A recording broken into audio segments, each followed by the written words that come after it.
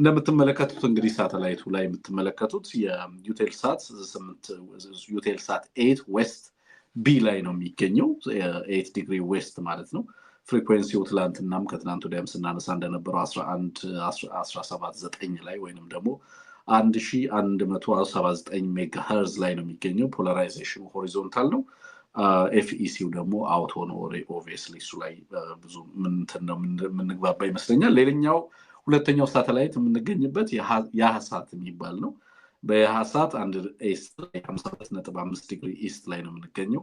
ፍሪኩዌንሲው በተመሳሳይ 11.977 ላይ ነው የሚገኘው ወይንም ደግሞ 11,977 ማለት ነው። ፖላራይዜሽኑ ሆሪዞንታል፣ ሲምቦል ሬቱ 27500፣ ኤፍኢሲው ደግሞ እንደዚሁ አውቶ ላይ አድርጋችሁ መመልከት ትችላላችሁ የሚለውን ነገር ለማስታወስ ነው።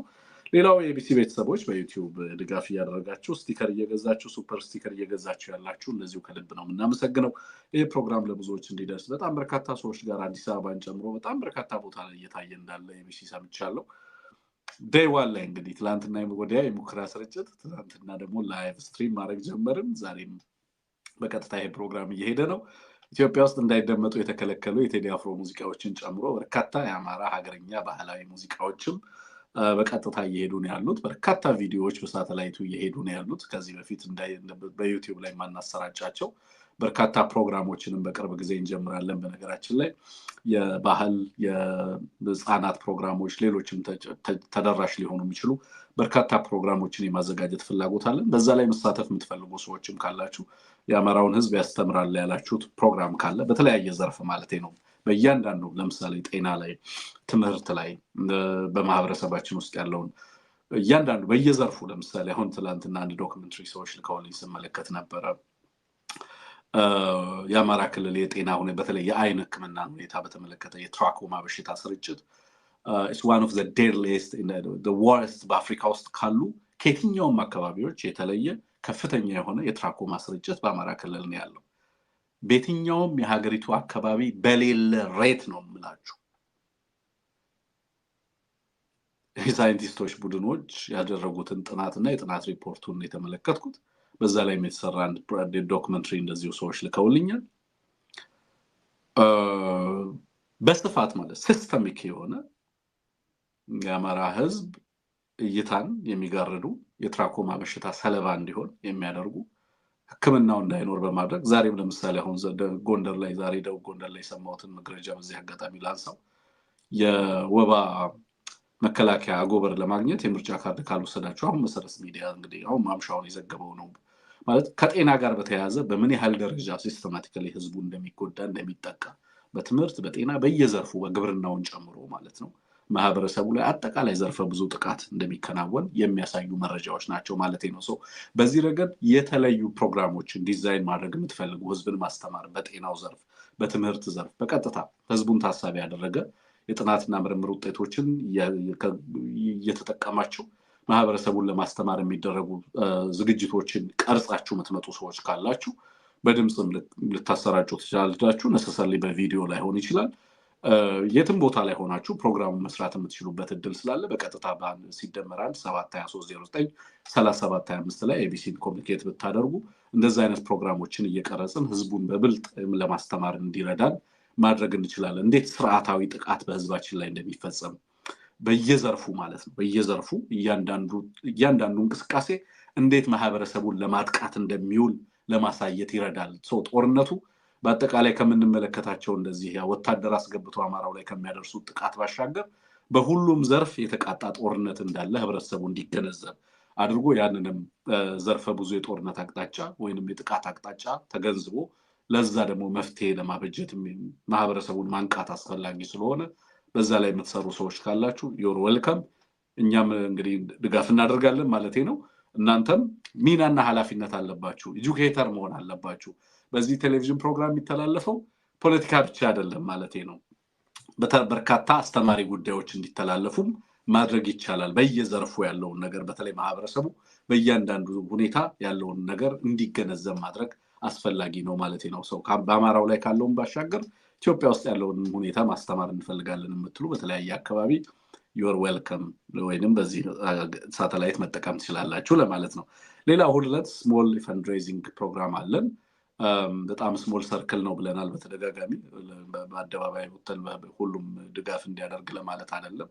የተወሰናችሁ ሰዎች የኤቢሲ የአማራ ሚዲያዎች ጥቅም የሚገባችሁ ሰዎች ሚዲያው በትግል ውስጥ ያለው ሚና የምትረዱ ሰዎች እኔ ማገዝ እችላለሁ መደገፍ ፈልጋለሁ ስለዚህ ሊንክ እንዲላክልኝ ፈልጋለሁ በፕሮግራሙ መሳተፍ ፈልጋለሁ ካላችሁ በሲደመር 1723093725 ላይ መልእክት ላኩልን። እኛ ደግሞ ሊንኩንና የፕሮግራም ዝግጅቱን አጠቃላይ የፕሮግራሙን ሁኔታ በእናንተ ተደራሽ እንዲሆን እናደርጋለን። እዛ ላይ እንድትገኙ እናደርጋለን ማለት ነው። እዛ ላይ መሳተፍ የምትፈልጉ ሰዎች ካላችሁ እናንተም እንድትገኙ እንጋብዛለን ለማለት ነው።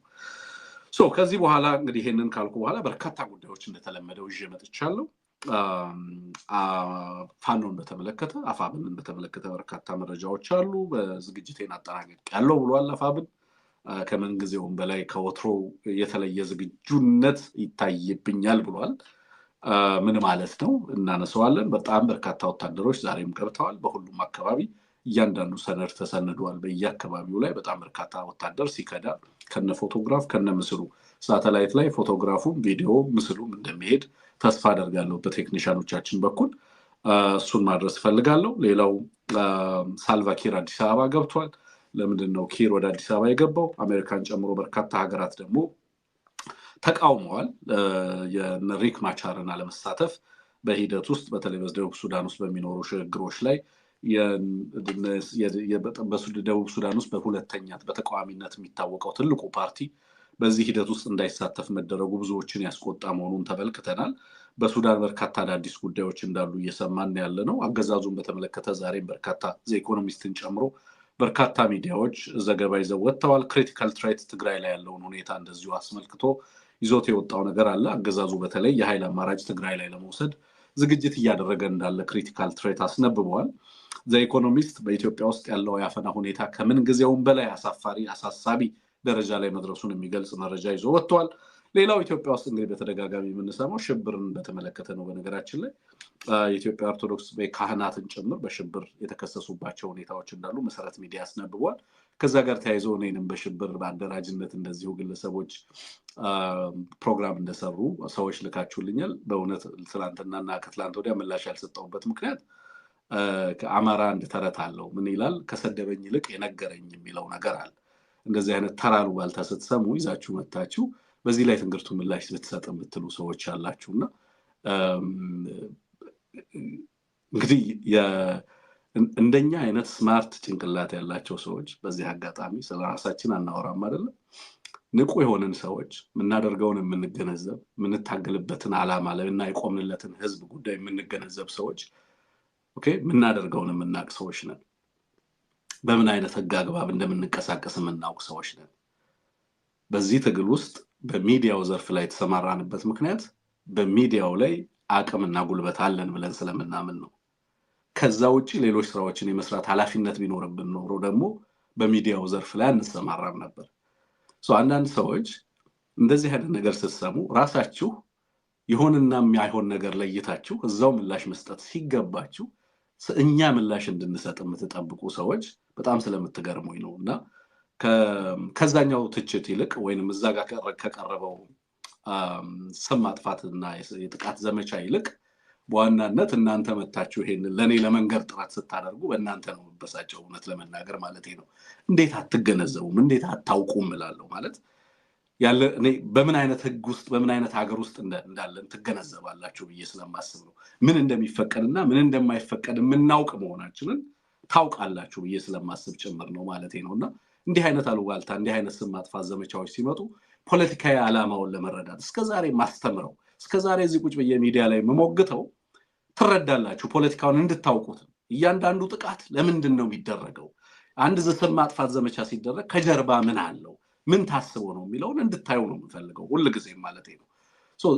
የሚሆንና የማይሆነውን ነገር በአይናው መለየት መቻል አለበት አንድ ሰው እና የኛ ፕሮግራም እውነት ለመናገር እንደው ዝም ብሎ ስሜትና ኢሞሽንን እንደነፋበት ፕሮግራም አይደለም፣ ማስተማሪያም ጭምር ነው። ስለዚህ ለውጣችሁን ማየት ፈልጋለሁ። ሰው ምን ያህል ያውቃል፣ ምን ያህል ይከላከላል፣ ምን ያህል ይገነዘባል የሚለውንም ነገር ማወቅ ስለምፈልግም ጭምር ማለት ነውና ህግን ጠብቀን በህግ አግባብ የሚፈቀደውና ማይፈቀደውን ለይተን ኦኬ በዘርፋችን በቆምንለት ዓላማ ህዝባችንን እና የደገፍነውን እውነት ደግፈን በህዝባችን ላይ የሚደርሰውን ጥቃት ለመከላከል ነው ሚዲያውን መርጠን እዚህ ቦታ ላይ የምንገኘው አይደል ስለዚህ ያንን ተገንዝበን ስለምንሰራ ብዙዎቻችሁ ከዛ ውጪ ያሉ ጥቃቶች ለምን እንደሚደረጉ ፖለቲካዊ ገጽታዎቻቸውን ፖለቲካዊ ትርጉሞቻቸውን ለመረዳት ጥረት ማድረግ አለባችሁ ብዬ አስባለሁ አይ ቲንክ በቀደም የተደረገው ዘመቻ ከኔ ጋር የሚገናኝ አይመስለኝም ምናልባት ክልሉ ላይ ያለውን የክልሉ መንግስት ለማጥቃት ወይ ደግሞ አካባቢውን ማህበረሰብ ለማጥቃት ታስቦ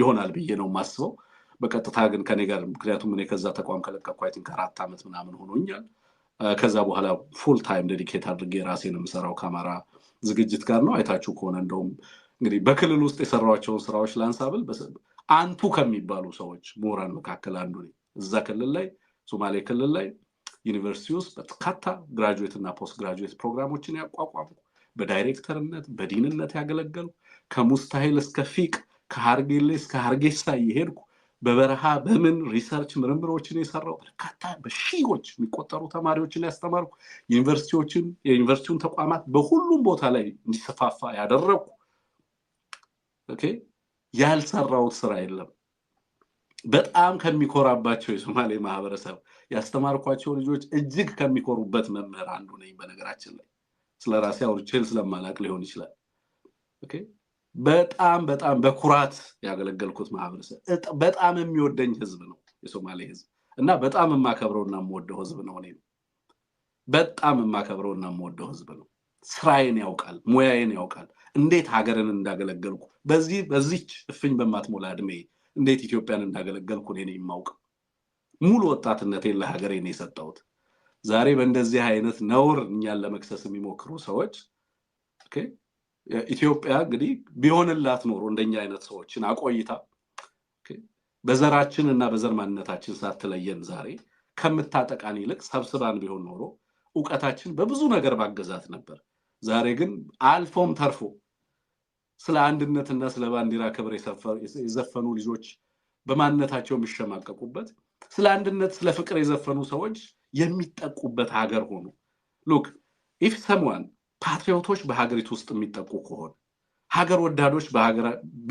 በጠላትነት የሚከሰሱ ከሆነ you must know that the enemy is on the power ላይ ያለው ስልጣን ላይ ያለው ኃይል ጠላት ነው ማለት ስለ ሀገር ባንዲራ ተዘፍኖ የሚያጠቃ ከሆነ ስለ አንድነት ተዘፍኖ የሚያጠቃ ከሆነ ስለ ሀገር የሚሟገቱ ልጆች ሀገርን ያገለገሉ ሰዎችን ስብዕናዎችን ህብረተሰብን የሚያጠቃ ከሆነ አንድ ቡድን ያ ቡድን በርግጥም የሀገር ጠላት ነው ማለት ነው ከዛ የተለየ ትርጉም የለውም ማለት ነውና እንዲህ አይነት አሉባልታ ሰምታችሁ ምላሽ እንድሰጥልኝ ስትጠብቁ አንዳንድ ሰዎች እንዴት ነው የምታስቡት እላለሁ ማለት ለራሳችሁን ክብር ይኑራችሁ ማለት ነውና የሚመለስና ማይመለስ ጉዳይ እንዳለ ወቁ ፎከስ እናደርግ የህልውና አደጋ የተጋረጠበት ህዝብ አለን በሚሊዮኖች የሚጠጉ ህዝባችን በቀውስ ውስጥ በመከራ ውስጥ በመፈናቀል ውስጥ በስቃይ ውስጥ ነው የሚኖረው ሀገር አልባ እየተደረገ ያለ ህዝብ አለን ወጥቶ መግባት የማይችል ህዝብ አለን በረሃብ እንዲቀጣ እየተደረገ ያለ አርሶ አደር አለን ትግላችንንና ትኩረታችንን ዲስትራክትድ አንሁን ፎከስ እናደርግ እሱ ላይ ሁሉ ነገር ላይ መተራመስ አንችልም እዛም ቤት እየሄድክ እየለቀምክ መረጃ እየመጣ ስትደናበር አትዋል ፎከስ አድርግ ትኩረትህ አማራ ይሁን ኦኬ ሶ ያስከውን ትግል ከግብ ለማድረስ ለተቀነሱ ላይ ትኩረትና ረብረብህን አድርግ በዚህ ሂደት ውስጥ አማራን ብለን በመቆማችን ደግሞ እንጠቃለን ዳስ ጌጣችን ነው መጠቃቱ የህይወት መስዋዕትነት እየተከፈለ አይደለም እንዴ አይገባችሁም የትግሉ ክብደት ስለዚህ ጥቃቱ ለኛ የክብር ልብሳችን ነው ካልተሰደብን ለአማራ አልሰራንም ማለት ካልተዋረድን ለአማራ አልሰራንም ማለት አንድ ሰው በዚህ ህልውና ትግል የአማራ ህዝብ ከደረሰበት ውርደት በላይ በስድብ ውርደት ይደርስብኛል ብሎ ማሰብ የለበትም እኔ የምጠቃበት ብቸኛው ምክንያት ስለዚህ ህዝብ ድምጽ በመሆኔ ነው አጥቃኝ እንደፈለክ አድርገህ ተሳደብ ለአማራ ህዝብ ድምጽ መሆናችንን ግን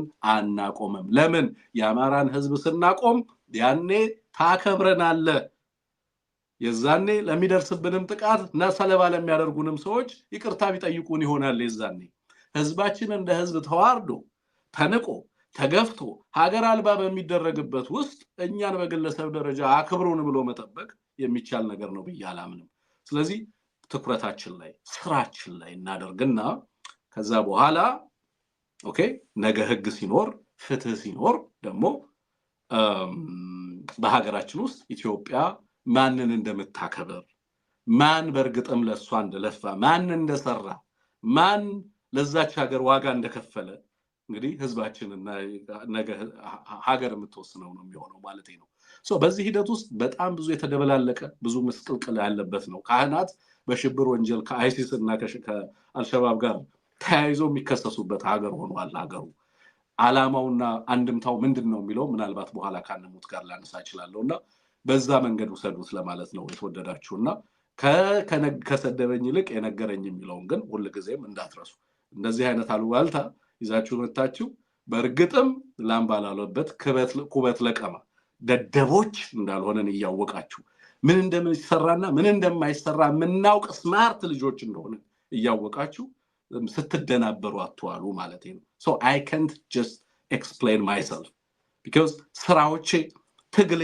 አላማዬ እንደዚህ አይነት ነገሮችን የሚያመጣ እንደሆነ ገነዘባለሁ እናንተም ተገንዘቡ ነው ያልኩ ያለው ስለዚህ እንደዚህ አይነት ነገር ሲባል የውሸቱን ልክ ተገንዘባችሁ credibility ደግሞ የሚባል ነገር ጀዋር እንደተመለከተ ፕሮግራም ተሰራ ከዛ በኋላ ሐሰት ነው ተባለ አይደል ከዛ እኔም በኋላ ላይም ተመሳሳይ ነገር ሲሰራ ቀጥሎም ሌላ ነገር ሲሰራ እሱን ጀስቲፋይ ያደረጉ ሰዎች መቀጠል አለባቸው ብላችሁ ተስባላችሁ እኔ ትክክል ነው ብያላምንም ስለዚህ ትኩረታችንን እኛ ስላማራው ለተቀን እያንዳንዷን ሀገሪቱ ውስጥ የሚሆነው ነገር ከአማራ ህዝብ ጥቅም አንፃር እንመነዝራታለን so ከዛ አንፃር ለቆምንበት ዓላማ አለ ፎከሳችንንና የቆምንበትን ዓላማ አንለቅም ትኩረታችን እሱ ላይ ብቻ ይሁን የሚለው ነገር ለማንሳት ነው በተረፈ ቆይታችን መልካም ጊዜ እንዲሆንላችሁ በልብ ነው የምመኘው በነገራችን ላይ አንሙት ዝግጁ ይመስለኛል አሁን አንሙትን ጋብዛለሁ ቴክኒሻናችን እየጻፈልኝ ነው ዝግጁ መሆኑን መልካም ቆይታ እንዲሆንላችሁ ከልብ እመኛለሁ በድጋሚ ጤና ይስጥልን አብረን እንቆይ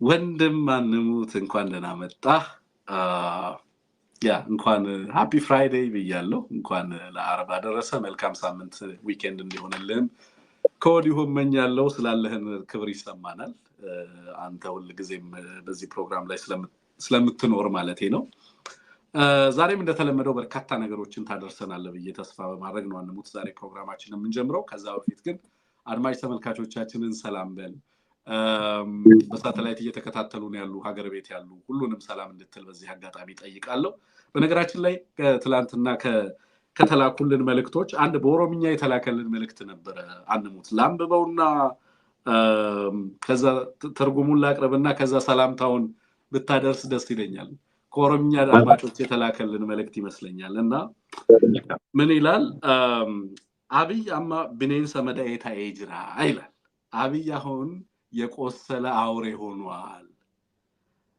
ናሱ ጉዳ ከሰ ገሌ ጅራ አማ ይሮአቢ ገራኡማ ኡመተ ገሄ ኦኬ አቢ ቢኔንሰ መዳኤታ ኤጅራ መዳ ጉዳ ኡመተ ረጌሲሱኒ ደንዳ ከናፍ ኡመን ኢትዮጵያ ሁንዲ ቶኮታኤ ዳበቹ ቀባ የሚል መልእክት ልኮልናል ምንድነው የሚለው አንሙት በአጠቃላይ ሌሎች በመሃል ይዘለልኳቸው ጉዳዮች አሉ የሚያነሳቸው አጠራር ጌላንሳው በየነ አብይ የቆሰለ ጅብ ሆኗል አሁን በርካታ ጥፋቶችን ሊፈጽም ይችላል በዚህም የኢትዮጵያ ህዝብ የኦሮሞም ህዝብ ሌላውም የኢትዮጵያ ህዝብ በጋራ መቆምና ይሄንን ጥፋት በማክሸፍ በሀገሪቱ ውስጥ ለውጥ የሚመጣበትን ሁኔታ ማሰብ ይገባል ስለዚህ ይሄንን ጥቃት አንፍቀድለት ወደ ብሔር ወደ ሃይማኖት ወደ ሌሎች አደረጃጀቶች ውስጥ ገብቶ ህዝብን በህዝብ ላይ ሊያስነሳ ይችላል የሚል በጣም የሚገርም መልእክት ተልኮልናልና ይሄንን መልእክት እንደው ዝም ብዬ በዚህ አጋጣሚ ላንሳው ብዬ ነው ሳላነበው እንዳላልፍ ብዬ ነው አንሙት ፕሮግራማችንን ሰላምታን አድርሰ መጀመር እንችላለን መልካም እንኳን ደህና ቆየህ ወንድም አለም እንግዲህ ያው መግቢያ ላይ ስታነሳቸው የነበሩ ነገሮች አሉ የተለያየ ስም ማጥፋት ይህንን የመሰለ ስም መለጠፍ በጣም የተለመደ ነው እንደምታውቀው ለረጅም ጊዜ ብዙ አይነት ነገር ይደረጋልና እንዳልከው ዋናው ጉዳይ ትግሉ ላይ ትልቁ ቁም ነገር ላይ ማተኮር መጀመሪያው ቀዳሚ ጉዳያችን ነው። ስለዚህ እሱ ላይ ትኩረት አድርገን እንቀጥላለን በየጊዜው። በነገር ላይ ስራ ስለሚሰራ ነው ግርግር የሚመጣው። አንዳንዴ ትኩረት ለመሳብ አጀንዳ ለመሆን ከመፈለግ በተለያየ ስልት የሚመጣ የስም ማጥፋት አካሄድ አለ እና እሱን በደንብ እንገነዘባለን ብዬ አስባለሁ። ከዛ አኳያ ነው የምንመለከተው። ስራችን ላይ ነው የምናተኩረው። እየሰራን ስለሆነ ነው የምንተቸው፣ እየሰራን ስለሆነ ነው ብዙ ነገር ሊመጣ የሚችለው። የሚሰራ ነው እንደዛ የሚሆነው። ላለመተቸት፣ ስም ላለመነሳት፣ ትክክል ለመባል ዝም ማለት ነው። ዝም ያለ ሁሌም ትክክል ነው። ስራ የሚሰራ ግን ሁልጊዜም የፍላጎት ቡድኖችን መንካቱ አይቀርምና ከዚያ አኳያ ነው ሁላችሁም የቢሲ ተከታታዮች፣ የአማራ ሳተላይት ቴሌቪዥን ተከታታዮች ሁላችሁንም ሰላም ማለት ፈልጋለሁ። የቢሲ ቤተሰቦች በሙሉ ገብተዋል። ዛሬ በደንብ ያስተዋወቁ ነው ያሉት ዩቲዩባችን ላይ። ሳተላይት ላይ እንግዲህ በየቦታው እየታየን ነው። ፎቶግራፎች እየተነሱ እየተመለከቱ ሰዎች እየላኩልን ነው። በጣም ደስተኞች ነን። ኢቴል ሳት ላይም የያህ ሳት ላይም በሁለቱም በኩል አማራጮች አሉ። በሁለቱም በኩል እንገኛለን። ሁለቱ ቴሌቪዥኖች ላይ ሌሎች ቴሌቪዥን ጣቢያዎችን ሲከታተሉ የነበሩ በሙሉ ፍሪኩዌንሲ በማስገባት ብቻ በቀላሉ ሊያገኙን እንደሚችሉ መጠቆም ነው የምንፈልገው። ሌላኛው ጉዳይ በተለይ ይሄ ሳተላይት ለሁሉም ክፍት ነው ብለናል። ሁሉም ሚዲያ በአማራው ጉዳይ ላይ ያገባኛል የሚል ሚዲያ ሁሉ ገብቶ የሚሳተፉበት ነው። ኦሬዲ አንዳንዶቹ ያነጋገሩና ያሉት።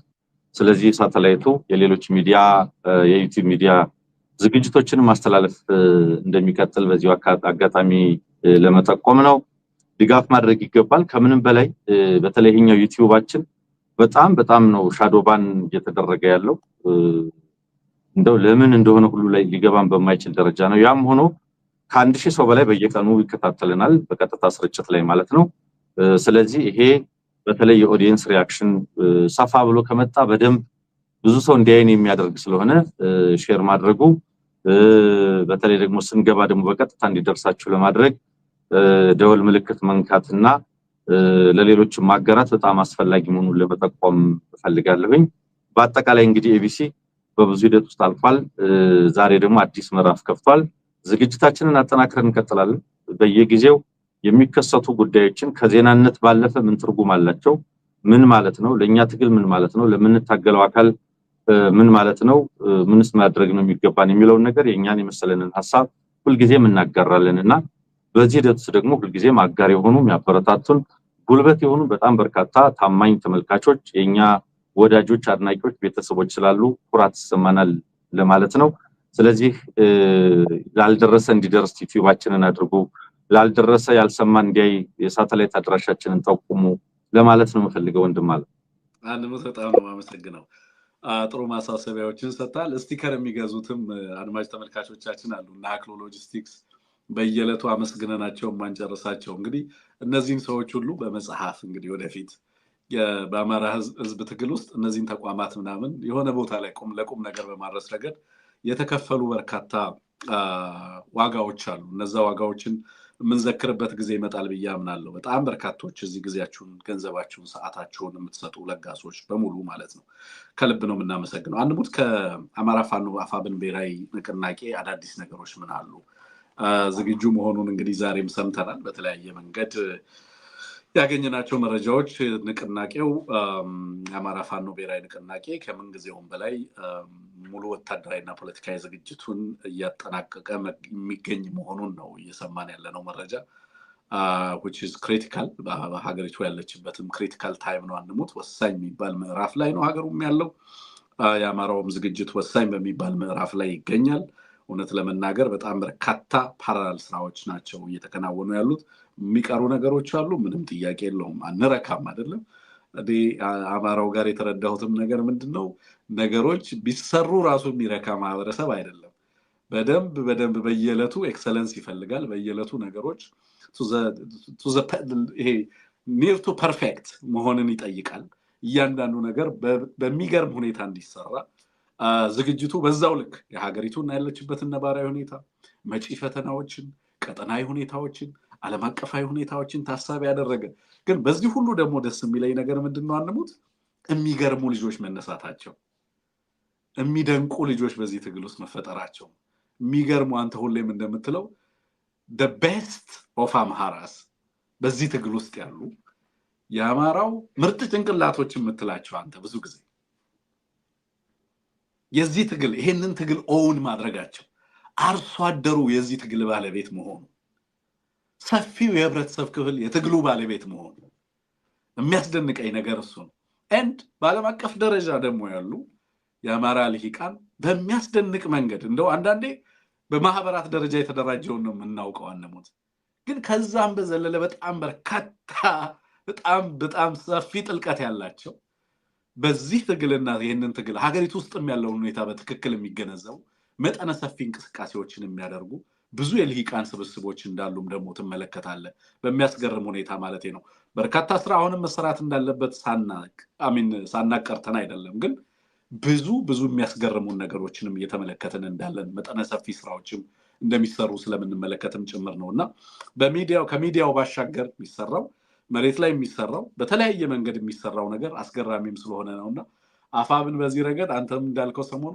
ጊዜ የላቸውም ረፍት የላቸውም እንደውም አንዳንዴ ለሚዲያ መረጃ ቃለ መጠየቅ እንዲሰጡን ማድረግ እየተቻለ አይደለም ያለው ስቴይስ እንደውም እንደምትመለከተው ማለት ነው እነዚህ ነገሮች በራሳቸው የሚነግሩ ነገር እንዳለ ያላሰለሰ ከፍተኛ ጥረት እንደሚደረግ በየዘርፉ ትመለከታለህ ለማለት ነው እኔው ያንሙት ቀጥል ምንድነው ያለው ከአፋብን ጋር የተያዘ አዳዲስ ነገሮች ምን አሉ ዛሬስ ምንድነው የሰማነው መረጃ የሚለውን ነገር እናድርስ መልካም እንግዲህ የፋኖ አሁንም በተለያዩ ግንባሮች ከአገዛዙ ኃይል ጋር በሚያደርገው ውጊያ ውጤት ያገኝባቸውን መረጃዎች አጋርቶናል በተለያዩ አካባቢዎች ላይ በተለይ ካገዛዙ እየወጡ ወደ ፋኖ የሚቀላቀሉ ያገዛዙ ኃይሎችን በጣም በየጊዜው በየቀኑ እንግዲህ ሁሌም እንደምንለው ቀጥለዋል እንግዲህ ቁጥራቸው ምን ያህል ሲግኒፊካንት ነው ወደፊት የተደራጀ መረጃ ስናገኝ የምንመለከት ይሆናል ነገር ግን ዛሬም ቢሆን ካገዛዙ የወጡ ወደ 28 የሚሆኑ ያገዛዙ ኃይሎች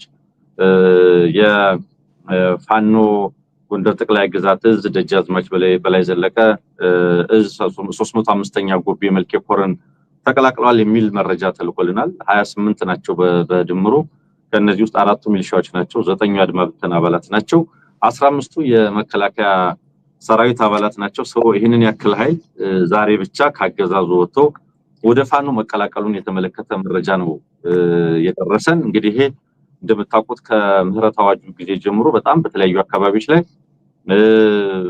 የሳቢ ምክንያቶችና ገፊ ምክንያቶች ብለን በተለያየ ጊዜ ሁኔታውን ለማስረዳት ጥረት ስናደርግ እንደነበረም ታውቃላችሁና ከነዚህ ሁሉ በመነሳት እንግዲህ በርካቶች ወደ ፋኖ መቀላቀላቸውን ቀጥለዋል ይሄ ያገዛዙ ኃይል ያለበት ሁኔታ ቆመናው ኮዙ የትግሉ ሁኔታ አጠቃላይ ብዙ ጫና ውስጥ ያለ ኃይል እንደሆነ ይታወቃል ስለዚህ ያገዛዝ ወንበር ጠባቂ ሆኖ የመቀጠል ፍላጎት እንደሌለ በየጊዜው ወደ ፋኖ የሚቀላቀሉ አካላትን ስናይ መረዳት እንችላለን ለማለት ነው በሌላ ረገድ በተለይ በውጊያዎችም ነበሩ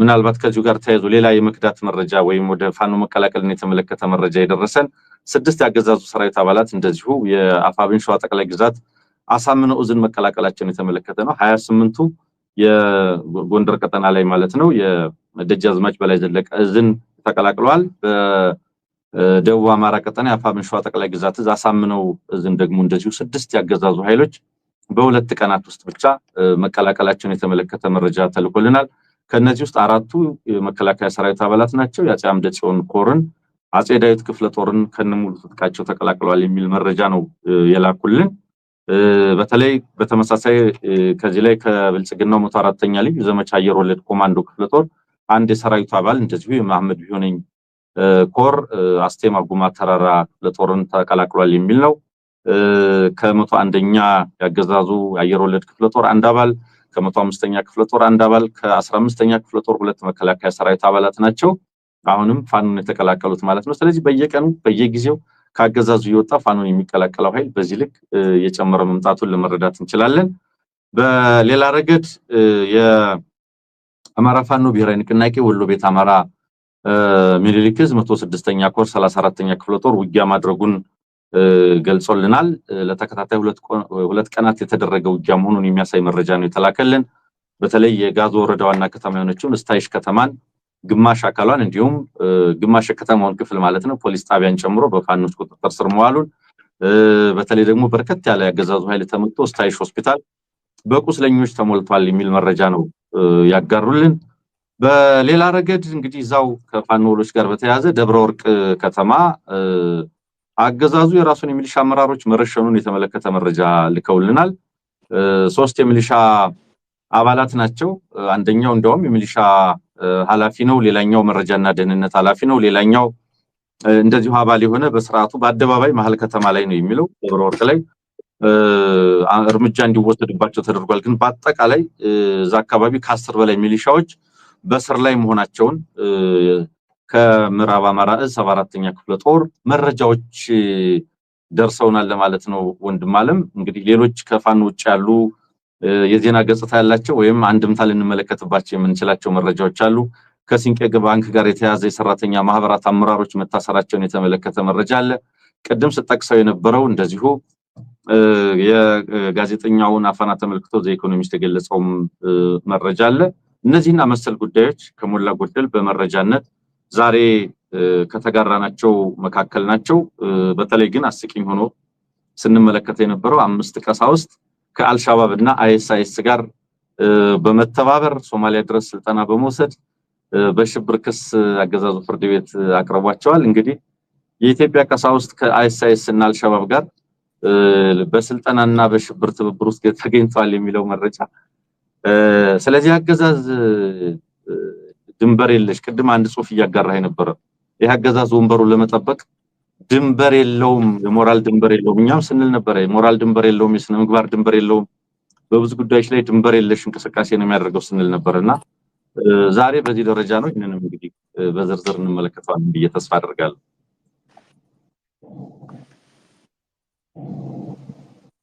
ጨርሻለሁ ወንድም ማለት አንሙት የዚህ የመሰረት ሚዲያ ያጋራው ላይ ከዚህ ከሙሉ ዘገባውን እንግዲህ ተመልክቼዋለሁ። እኔም ከትናንት ወዲያ እንግዲህ ጀምሮ ነው እንደዚህ አይነት መረጃዎች ሲወጡ የነበረው። ዘገባው የሚለው እንግዲህ ከሰሞኑ በርካታ ሰዎች በመላ ሀገሪቱ እስር እንደተዳረጉ እንዳሉ፣ አንዳንዶች ደግሞ የሲቪል በለበሱ የጸጥታ አካላት ታፍነው ተወስደው ደብዛቸው እየጠፋ መሆኑ የሚለውን ነገር ያነሳና ከዚህ ጋር 5 የኢትዮጵያ ኦርቶዶክስ ቤተክርስቲያን አገልጋዮች በትላንትናው ዕለት ፍርድ ቤት ቀርበዋል ይላል። በፌደራል ፖሊስ እንዳለው ተጠርጣሪዎቹ አልሻባብ እና አይኤስአይኤስ ከተባሉ የዓለም አቀፍ አሸባሪዎች ጋር ትስስር በመፍጠርና በሶማሊያ የሽብር ስልጠና ወስደው አዲስ አበባ ሲንቀሳቀሱ አግኝቻቸዋለሁ ብለዋል የሚል ነው። ከዛ በተጠርጣሪዎች በኩል የሚያነሳው ነገር ምንድን ነው? በተጠርጣሪዎች በኩል እምነታቸው ኦርቶዶክስ ክርስቲያን ሲሆን ስራችንም ቤተክርስቲያንን ማገልገል ነው ከተባለው ቡድን ጋር በእምነትም ሆነ በግብርም የሚያገናኝን አንድም ነገር የለም። በሶማሊያ የተባለ ሀገርም ስም በስም ካልሆነ በስተቀር በየት በኩል እንዳለ እንኳን አናውቅም ማለታቸውን ይዘግባል። ብዙ ሰዎች ያገዛዙ ነውር አስባችሁ ይሄንን ዘገባ ተራ ጉዳይ አድርጋችሁ ታልፉታላችሁ። እርግጠኛ ነኝ እንደዛ ነው የምታስቡት። ብዙ ሰዎች እንደዛ ነው የምታስቡት። ማለት በቃ ይሄ አገዛዙ ያው የተለመደ በሬ ወለደ ክስ ነው። በፊትም ዶክመንተሪ ይሰራል፣ ዛሬም ዶክመንተሪ ይሰራል። ምን አዲስ ነገር አለ? ሌሎቹንስ በሽብር እያለ ሙዚቃ ሲሰሙ የተያዘውንም ከመንገድ ላይ ያዘውንም እንደዚህ አይደል የሚያደርገው ብላችሁ ታልፉታላችሁ። ፎርሚ ለኔ ይሄ ነገር ተራ ጉዳይ አይደለም። የኢትዮጵያ ኦርቶዶክስ ቤተክርስቲያን ተዘጋጂ ነው ማለት አንሙት። የክርስቲያን ፐርሰኪዩሽን በኢትዮጵያ ውስጥ በይፋ መጀመሩን አገዛዙ ያበሰረበት ለኔ ሂስቶሪክ እና ታሪካዊ እንትን ነው፣ ክስ ነው። አገዛዙ ክርስቲያንን በሽብር እየወነጀለ ማሰር የጀመረበት ዘመን ውስጥ መገባተው በይፋ የተረጋገጠበት ጊዜ ነው ለኔ። እኔ ጀስት እንደ ተራ እንደ ራንደም ኢንሲደንት አገዛዙ ሌሎችን ለማስፈራራት እንደሚፈጥረው ነገር አይደለም የምወስደው። በጣም ይሄ በርካታ አካላት ከጀርባው ያሉት ሀገራትም ጭምር ከጀርባ ያሉበት ጉዳይ እንደሚሆን አድርጌ ነው የምረዳው። ሶማሊያን የሚያውቁ ክርስቲያኖችን አይሲስና አልሸባብ ጋር በምግባርም ሆነ በምንም ነገር ሊገናኙ የማይችሉ ክርስቲያኖችን ለምን በዚህ ክስ ውስጥ ማስገባት ተፈለገ? አገዛዙ እንደው ሞኝ ስለሆነ ጅል ስለሆነ ለማስመሰል ነው ብላችሁ አቅለላችሁ የምታልፉት ሰዎች ካላችሁ ተሳስታችኋል። ለኔ መጪው ዘመን እጅግ አደገኛ የሆነ በተለይ ለኢትዮጵያ ኦርቶዶክስ ቤተክርስቲያን ከባድ ዘመን እየመጣ እንዳለ ማሳያ ነው። ለኔ ተዘጋጁ። የኢትዮጵያ ኦርቶዶክስ ቤተክርስቲያን አባላት ምእመናን ተዘጋጁ። በክርስቲያን ላይ ለሚደርስ ጥፋት ተዘጋጁ። እየታደነ በፍርድ በሽብር ለመወንጀል ተዘጋጁ። አዲስ ተርን ኦፍ ኢቨንት ነው። ተራ ትሬንድ አይደለም። እኔ የሆኑ አባቶችን ለማሸማቀቅ እንደተደረገ የማይረባ እስር ሚስፕሌስ የተደረገ ክስ አድርጌ አልወስደውም። አንድምታውና ትርጉሙ ተራ አይደለም። ከጀርባ ሌሎች ሀገራትና ሌሎች ፍላጎቶች ይታዩኛል። ጠፍቷቸው አይደለም። አይሲስና ክርስቲያኖች ግንኙነት እንደሌላቸው ጠፍቷቸው አይደለም። አዲስ ነገር ሊያስለምዱን እየሞከሩ ነው። አዲስ ነገር በዓለም የሽብር ዲክሽነሪ ውስጥ ለመጨመር እየሞከሩ ነው። ይሄንን ጉዳይ እንደ ተራ ነገር የምታልፈው ከሆነ ቤተክርስቲያን እኔ እንግዲህ ማድረግ ያለብኝ ነገር ወጥቼ አደባባይ ትሬንዱ ምን እንደሆነ መናገር ነው። ከዚህ ዘለለ ሌላ አድርግ የሚችለው ነገር የለም። ለኔ it's not just random ነገር የሆነ ዝም ብሎ በቃ ዝም ብሎ ለማስፈራራት ምናምን ነገር የሆነ በሽብር ማንንም እንደመክሰስ ተፈልጎ ነው ብዬም ወስደው ጉዳይ አይደለም። የማይገናኙ ሁለት ነገሮችን ለማገናኘት የተሞከረው ክርስቲያኑንም ሙስሊሙንም በእነዚህ ኃይሎች እያሳበቡ ለማፈን ለማሰር እና ለማሸማቀቅ ብቻ ሳይሆን በተለይ ክርስቲያኖችን ታርጌት ያደረገ መዋቅራዊ ጥቃትና ሰለባ ተጠናክሮ ሊቀጥል የሚችልበት ፓተርን እየመጣ እንዳለ ያንን ያሳየኛል። በግልጽ እኔ መመለከተው እሱ ነው። ይሄ ዝም ብሎ ተራ አሊጌሽን አይደለም። ዓላማው ሰፊ ነው። ከጀርባ በርካታ ሀገራት እንዳሉት ግልጽ ነው። ለቤተ ክርስቲያኗ መጪው ዘመን በጣም አደገኛና አስፈሪ ነው። እኔ ለዚህ ነው በተደጋጋሚ በኢትዮጵያ ክርስቲያኖች ላይም በአማራ ላይም በትግራይ ላይም በሌሎች አካባቢ ላይ የሚደርሱ መጠነ ሰፊ ጦርነቶች ተናጥላዊ ሲንጉላር የሆነ አረዳድ ከሰጠናቸው እንሳሳታለን የምለው ለዚህ ጥቃቶቹ መጠነ ሰፊ መልካቸውም አይነታቸውም በርካታ እጆች ከጀርባም ያሉበት ጭምር መሆኑን መገንዘብ ያስፈልጋል የሚለውን ነገር ለማንሳት ነው። እነዚህ ክሶች ወዴት የሚያመሩ እንደሚሆኑ መገመት አይከብድም። የህግ ባለሙያዎችን በዚህ ጉዳይ ላይ በተለይ በዚህ በእንትን ላይ ልምድ ያላችሁ ሰዎች በህግ ጉዳዮች ላይ ልምድ ያላችሁ ሰዎች ባካችሁ የነዚህን ክሶች አንድምታ ዋይ ለምን በአንድ አርሶ አደር ቀዬ የሚገኙ ክርስቲያኖችን ይዞ ያውም የበርካታ ጥቃት ሰለባ የሆኑ ሰዎችን ይዞ ከዚህ ቡድን ጋር ማገናኘት ለምን ተፈለገ?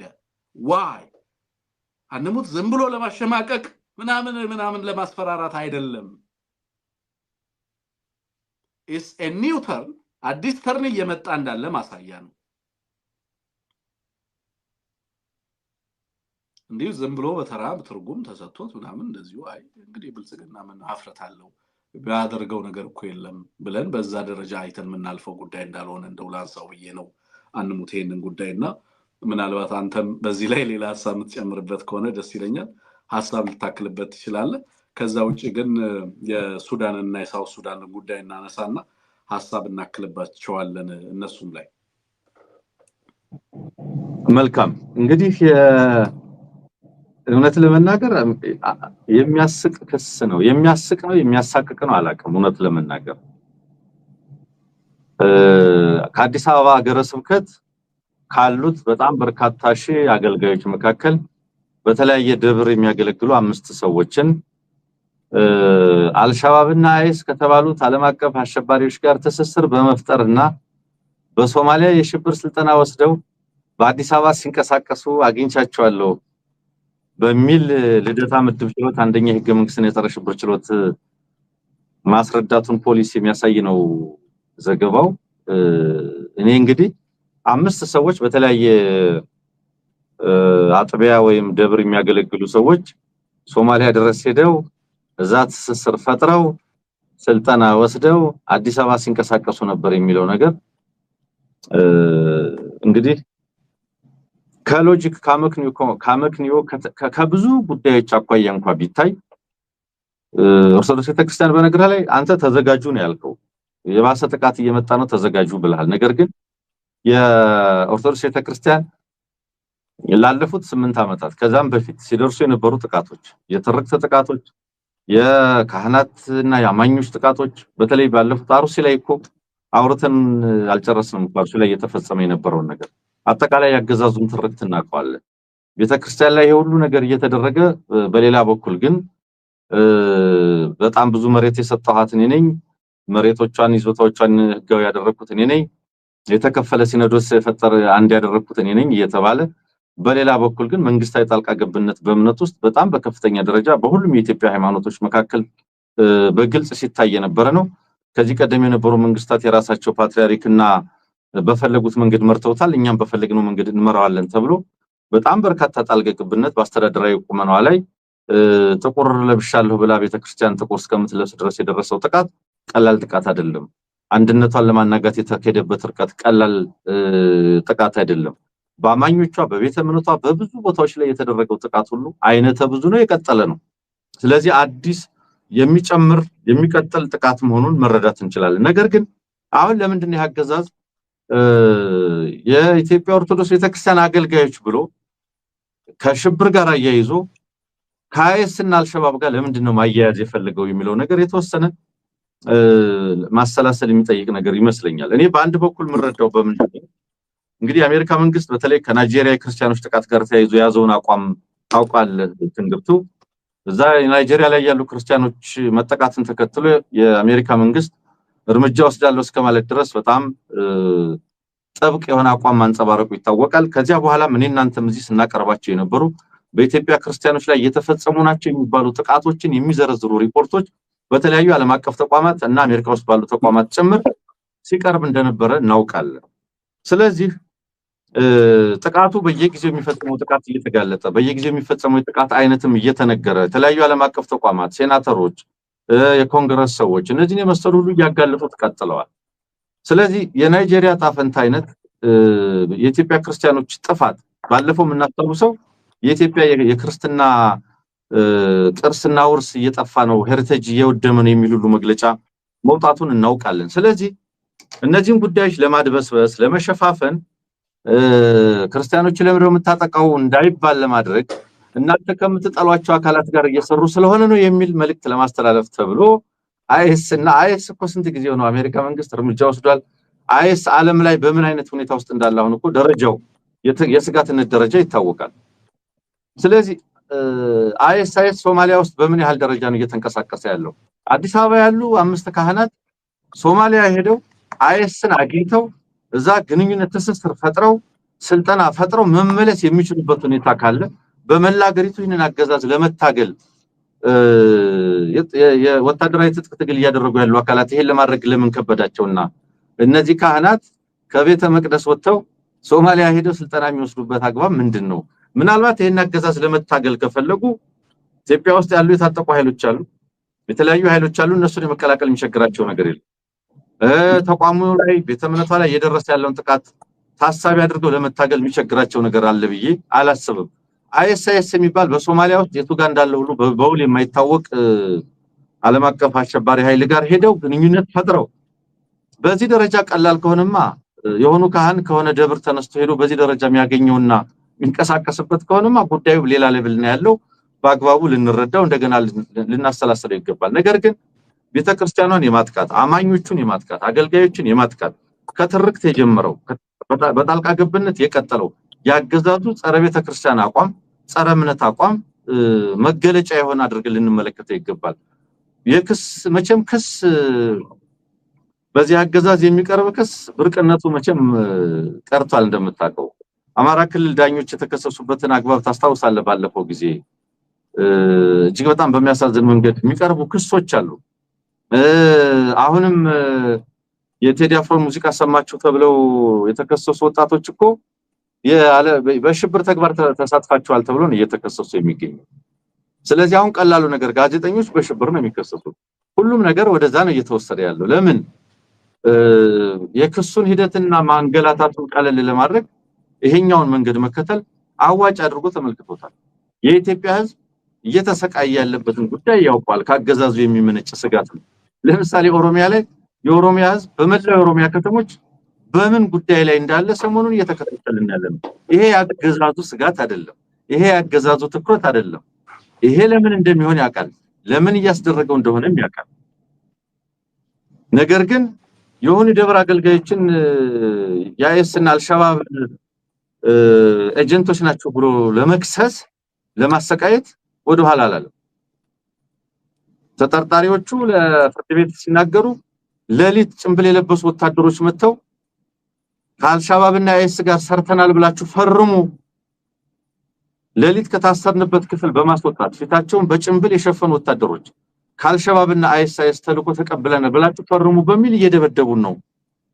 አሁንም ተጨማሪ ቀነ ቀጠሮ ተጠይቋል። ይሄ ተጨመረ ቀጠሮም የተጠየቀው ለድብደባ ፈቃድ እንጂ አንዳችም ማስረጃ ለመፈለግ አይደለም እንደሌለንም ያውቃሉ። ተጨማሪ ቀጠሮ ከተሰጠው በቀጣይ በህይወት አንገናኝም እስከማለት ይሄዱበታል። ስለዚህ ፈርም በግድ ሰርታል ተብሎ በፖሊስ ነው የተደበደበው ያለው። ስለዚህ አንደኛው መላምትን የማስቀመጥ የሚችለው መላምት ከምዕራባውያን በኩል ከአሜሪካ ተቋማት በኩል የኢትዮጵያ ክርስቲያኖች ላይ እየተፈጸመ ያለው በደል ሲሪየስሊ አጀንዳ ሆኖ በመግለጫ እየተገለጸ ያለው ሆኗል። ስለዚህ ይሄንን ከጠላቶቻቸው ከአይኤስና አልሸባብ ጋር እየሰሩ ስለሆነ ነው የሚል ሽፋን ለመስጠት ምናልባትም ይሄንን እስከሚያጣራ እነዚህ ተቋማት እስከሚያጣሩ ድረስ ሌላም እስከሚሉ ድረስ ጊዜ ለመግዛት እና የሚፈጽመውን ግፍ ለማስቀጠል ነገር ግን አዲስ ትርክት የመፍጠር ኦርቶዶክስ ቤተክርስቲያን አገልጋዮችና አማኞች በሽብር እየተሳተፉ ነው የሚል አዲስ ትርክትም ደግሞ ይዞ እየመጣ እንደሆነ መመልከት እንችላለን። አንተም ልትጠቆም እንደሞከርከው ቤተክርስቲያን ዛሬ አማኞቿ ከመጠቃታቸው ቤተ እምነቷ ከመጠቃቷ አገልጋዮቿ ከመጠቃታቸው በላይ በትርክት ደረጃ ጸረ ብልጽግና ተብላ ከመፈረጇ በላይ አሁን ደግሞ የሽብር አካል ነች ተብሎ አገልጋዮቿን በአሸባሪነት ያውም ከመሃል አዲስ አበባ እየተፈረጁ ያለበትን ሁኔታ መረዳት እንችላለን ማለት ነው። ስለዚህ በቀላሉ ያገዛዝ ለምን ወደ እንደዚህ አይነት ነገር ውስጥ መጣ? ማሳደድ ነው። በሽብር መከሰስ አስፈሪ። ምክንያቱም የፊር አፒል የፍርሃት ፖለቲካ የፍርሃት ከባቢ መፍጠር የዚህ አገዛዝ ተልዕኮ ነው። ዋነኛው የፖለቲካው አንደኛው የመስሪያ መንገድ የመግዣ መንገድ ሆኗል ፍርሃት መፍጠር። ስለዚህ በሽብር በመክሰስ አገልጋዮችን ሳይቀር በተለያየ የጥቃት ተጋላጭ እንደሆን በማሳየት ማንንም እንደማያድንህ እንድታውቅ በማድረግ በማንኛውም ሰዓት ማንኛውም የማፊያ ቡድን ማንኛውም የተደራጀ ቡድን ምንም አይነት እርምጃ ሊወስድብህ እንደሚችል እንድታውቅ በማድረግ ስለሆነም በየትኛው ሁኔታ ውስጥ ልትደራጅ ልትቃወም እንደማይገባ በማሳየት ዘፈንን እንኳን መዝፈን በመከልከል ጭምር ለምንም ነገር ይቅርታ የለንም ለማለት። ስለዚህ ከድምጻውያንም ጋር ከቤተክርስቲያን አገልጋዮችም ጋር ከኪነ ጥበብ ማለት ሙያተኞችም ጋር ከፖለቲከኞችም ጋር ከጋዜጠኞችም ጋር ከአክቲቪስቶችም ጋር ከሁሉም አካላት ጋር ጸብ ውስጥ በመግባት ማንንም አያድናችሁ የሚል መልእክት ለማስተላለፍ እየሰራ እንደሆነ ነው የምረዳው ወንድም ማለት አንሙት በጣም ነው ማመሰግነው። እንግዲህ በዚህ ጉዳይ ላይ ከዚህ በላይ ጊዜያችንን አንወሰድ፣ ወደ ሌሎች ጉዳዮቻችን እንለፍ። ሱዳን እና ደቡብ ሱዳን ያሉ ሁኔታዎች እንግዲህ አብዛኛው ቀጠናው ላይ ያለው ሀገር በበርካታ ውስጣዊና ውጫዊ ጉዳዮች እየታመሰ ነው ያለው። አንዳንድ ሀገራት ከ12 እስከ 15 ሚሊዮን የሚጠጋ ህዝባቸው ከሀገር ተፈናቅሎ ትመለከታላችሁ። ለምሳሌ የሱዳን ህዝብ በጣም በርካታ የሚሆነው ከ12 ሚሊዮን ያላነሰ ሱዳናውያን ከሀገር ተነጥለው ተሰደዋል። በቅርብ ጊዜ እንግዲህ ሱዳን ውስጥ ያሉ ፖለቲካል ዴቨሎፕመንቶች ዛሬ ለምሳሌ አውሮፓ ህብረት በኢትዮጵያና በሱዳን መካከል ያለው ሁኔታ ሙሉ ለሙሉ ቀጠናውን ወደ ሌላ አይነት ትርምስ ውስጥ ሊያስገባው እንደሚችል ስጋቱን አጋርቷል የአውሮፓ ህብረት። ከዛ ባሻገር እንግዲህ ሌላው በዚህ በተለይ በሱዳን ትሪቢዩን ይዞ የወጣው ዘገባ ነው አንሙት። እሱም በከፍተኛ ደረጃ በበርካታ አካባቢዎች ላይ በተለይ የሱዳን አርሚ የማጥቃት እንቅስቃሴዎችን እያደረገ በርካታ ከተሞችን ለመቆጣጠር ጥረት እያደረገ ነው። በተለይ በዚህ በደቡብ ኮርዶፋን በሚባለው አካባቢ እና በብሉ ናይል ግዛት የመጠነ ሰፊ እንቅስቃሴዎችን እያደረገ እንዳለ ተመልክተናል። በርካታ ዘገባዎችም ከዚህ ጋር የተገናኘ ዘገባ ይዘው እየወጡ ነው ያሉት። ሌላው አሁን አፍሪካ ኢንተለጀንስ እንደው ማምሻውን ይዞት የወጣው ነገር ምንድነው? የአርኤስኤፍን በተለይ ከውስጥ ለመቦርቦር የአልቡርሃን መንግስት እያደረገ ያላቸውን እንቅስቃሴዎች ተመልክቶ እሱንም ይዞና አልጉባን ጀነራል አልጉባን ጨምሮ ሌሎችም በተለይ ኤልፋሻር ላይ ብዙ የህዝብ እልቂትን ያስከተሉ ጀነራሎች አርኤስኤፍን እየለቀቁ ወደ ዋናው ሱዳን ጦር የመቀላቀል አዝማሚያ እንዳለ ነው እየተነገረ ያለው። ይሄ በአንድም በሌላ መንገድ እንግዲህ አርኤስኤፍን በቅርብ ጊዜ ሊፈረጅ ይችላል የሚል ስጋት በከፍተኛ ደረጃ አይሏል። በነገራችን ላይ ዛሬ እንደውም የሰማሁት መረጃ ምንድነው እና አብይ አህመድም ጭምር በዚህ ጉዳይ ላይ እንደተመካከሩ አዲስ አበባ ላይ እና ከሱዳን በተለይ ከአርኤስኤፍ ጋር የምናደርገውን ነገር በአንድም በሌላ መንገድ ማቆም ያለብን ይመስላል። ከባድ ሁኔታ እየመጣ ነው ከዚህ ረገድ ከዚህ አንጻር የሚል ነገር እና ከሱዳን መንግስት በተለይ ከአልቡርሃን ጋር ወደ ድጋሚ ንግግር ለማድረግ መፈለጋቸውን የሚያሳዩ ነገሮች መረጃዎች ወጥተዋል። አርኤስኤፍ ከውስጥም ከውጭም በርካታ ጫናዎች እየመጡበት እንዳሉ እንመለከታለን። መሬት ላይም ወታደራዊ ይዞታዎቹን እያጣ እንዳለ ነው አሁን ያለኝ መረጃ የሚያሳየው። ይሄ በአንድ በኩል የተነሳ ነው። የአውሮፓ ህብረትም ከዚህ ጋር ተያይዞ ኢትዮጵያ በተለይ ከሱዳን ጋር በተያያዘ ጉዳይ ሙሉ ለሙሉ የሚባል ጦርነት ውስጥ ሊገቡ ይችላሉ። በሱዳን ያለው ጦርነትና የጦርነቱ ማድማስ ከዚህም ከሱዳንም አልፎ በርካታ ሀገር ቀጠናው ላይ ያሉ ሀገራትን ጭምር ሊያዳርስ የሚችል ስጋት መሆኑን አንስተዋል። ሌላው የደቡብ ሱዳን ጉዳይ ነው። እሱንም እንደዚሁ እናንሳ። ሁለቱን አያይዘን በቀጥታኛ ሀገር ኢትዮጵያ ውስጥ ካለ ሁኔታ ጋር ልናገናኛለን ማለት ነው። አንሙት እንቀጥል። ምናልባት ትንግርቱ ወደ ሁለቱ ሱዳኖች ወቅታዊ አጀንዳ ከማለፋችን በፊት ምናልባት በኢትዮጵያ የመናገር ነፃነት ሐሳብን የመግለጽ መብት መታፈኑን የተመለከተ አርቲክል በዘ ኢኮኖሚስት ይዞ ወጥቷል። እንግዲህ ቅድም ቀሳውስት በሽብር መከሰሳቸውን ነበር ስናወራ የነበረው።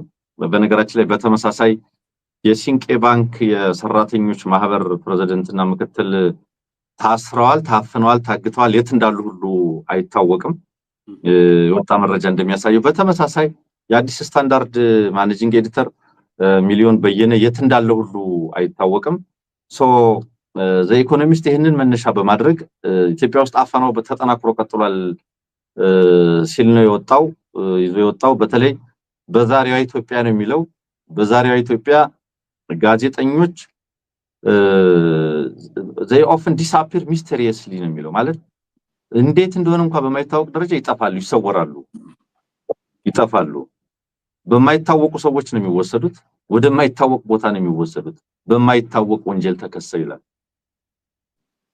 በማይታወቅ ወንጀል ተከሰው ዘ ኢኮኖሚስት ነው አይደለም? በየዕለቱ ነው ዘ ኢኮኖሚስት ሰሞኑን ዘገባዎች ይዞ እየወጣ ያለው። ኢትዮጵያ አገዛዙን አፈና ብትለው ምርጫውን ብትለው በየዕለቱ ነው እንግዲህ ለማጋለጥ ጥረት እያደረጉ ያሉት። በጣም በልዩ ትኩረት ነው ሀገሪቱ ውስጥ ያለው ለመከታተል ሙከራ እያደረጉ ያሉት። አንሙት መቀጠል ይችላል። በደንብ ነው የገለጸው። በዛሬዋ ኢትዮጵያ ነው። በዛሬዋ ኢትዮጵያ ጋዜጠኞች በቃ እንቆቅልሽ በሆነ መንገድ ይሰወራሉ። በማይታወቁ ሰዎች ነው የሚወሰዱት፣ ወደማይታወቅ ቦታ ነው የሚወሰዱት። በማይታወቅ ወንጀል ነው የሚጠረጠሩት። አሁን ደግሞ ተረኛው ሚሊዮን በየነ ነው የአዲስ ስታንዳርድ ማኔጂንግ ኤዲተር ይልና በአገሪቱ ላይ ምን ያህል ማስክ ያደረጉ ፊታቸውን ጭንብል ያጠለቁ ሰዎች መተው ይዘው ይሄዳሉ። እንግዲህ በመኖሪያ ቤት ብቻ አይደለም ይሄ እየሆነ ያለው። ቅድም ቀሳውስቱ ካልሻባብና መስቀል ያዙ ካህናትን በሽብር አስረህ መስቀል ያዙ ካህናትን መተው የሚይዟቸው ሰዎች ጭንብል ያጠለቁ ሰዎች ናቸውና መስቀል ያዙ ካህናት ናቸው በሽብር የሚከሰሱት። ጭንብል ባጠለቁት ሰዎች ነው የሚከሰሱት። ትራጀዲ ሌሊትና እስር ቤት ውስጥ ነው ጭንብል አድርገው የሚሄዱት። ሌሊት እስር ቤት ውስጥ ጭንብል አድርገው መሄድ ምን ማለት ነው? እስር ቤት ናቸው እኮ ኦሬዲ አይደል? እስር ቤት ውስጥም ጭንብል አድርገው ሄደው ነው ወደ ድብደባ የሚገቡት።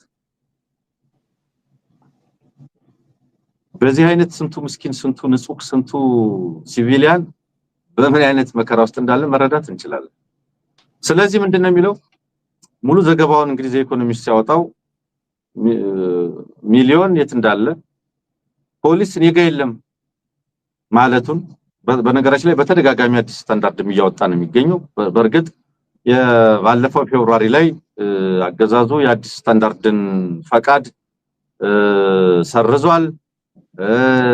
ሲሰርዝም ምንድነው የሚለው ግልጽ ያልሆኑ ህጎችን አንስፔሲፋይድ ሎስ ህግ ጥሳል ህግ አስፈራል ያ ብሔራዊ ጥቅም ነክተሃል ነው። የቱ ጋር ነው እንዴት ነው ስፔሲፋይ የሚደረግ ነገር የለም፣ ግልጽ የሚደረግልህ ነገር የለም። ስለዚህ ወደማይታወቅ ቦታ የማይታወቅ ህግን በመጣስ የማይታወቁ ወንጀሎች የማይታወቁ ሰዎች እንደልባቸው የሚያደርጉበት አገር ሆኗል የዛሬው ኢትዮጵያ ማለት ነው። ስለዚህ በተለይ ዘገባው የሚያስታውሰው በጣም በርካታ የኢትዮጵያ ጋዜጠኞች መታሰራቸውን መደብደባቸውን ከሀገር እንዲለቁ እንዲወጡ መደረጋቸውን ከዛም አልፎ የውጭ ዘጋቢዎች ሳይቀሩ የዚህ ከሀገር እንዲወጡ የተደረጉ የውጭ ዘጋቢዎች መኖራቸውን የሬዚደንት ኮረስፖንደንት ሆነው ነዋሪነታቸው በኢትዮጵያ ሆነው ወደ ለውጭ ሚዲያዎች የሚሰሩ በጣም ሌሎችም ዶቼ ቬለን ጨምሮ ማለት ነው ፈቃዳቸው መሰረዙን ሁሉ እናቀውና ይሄ ሁሉ ተደምሮ በተለይ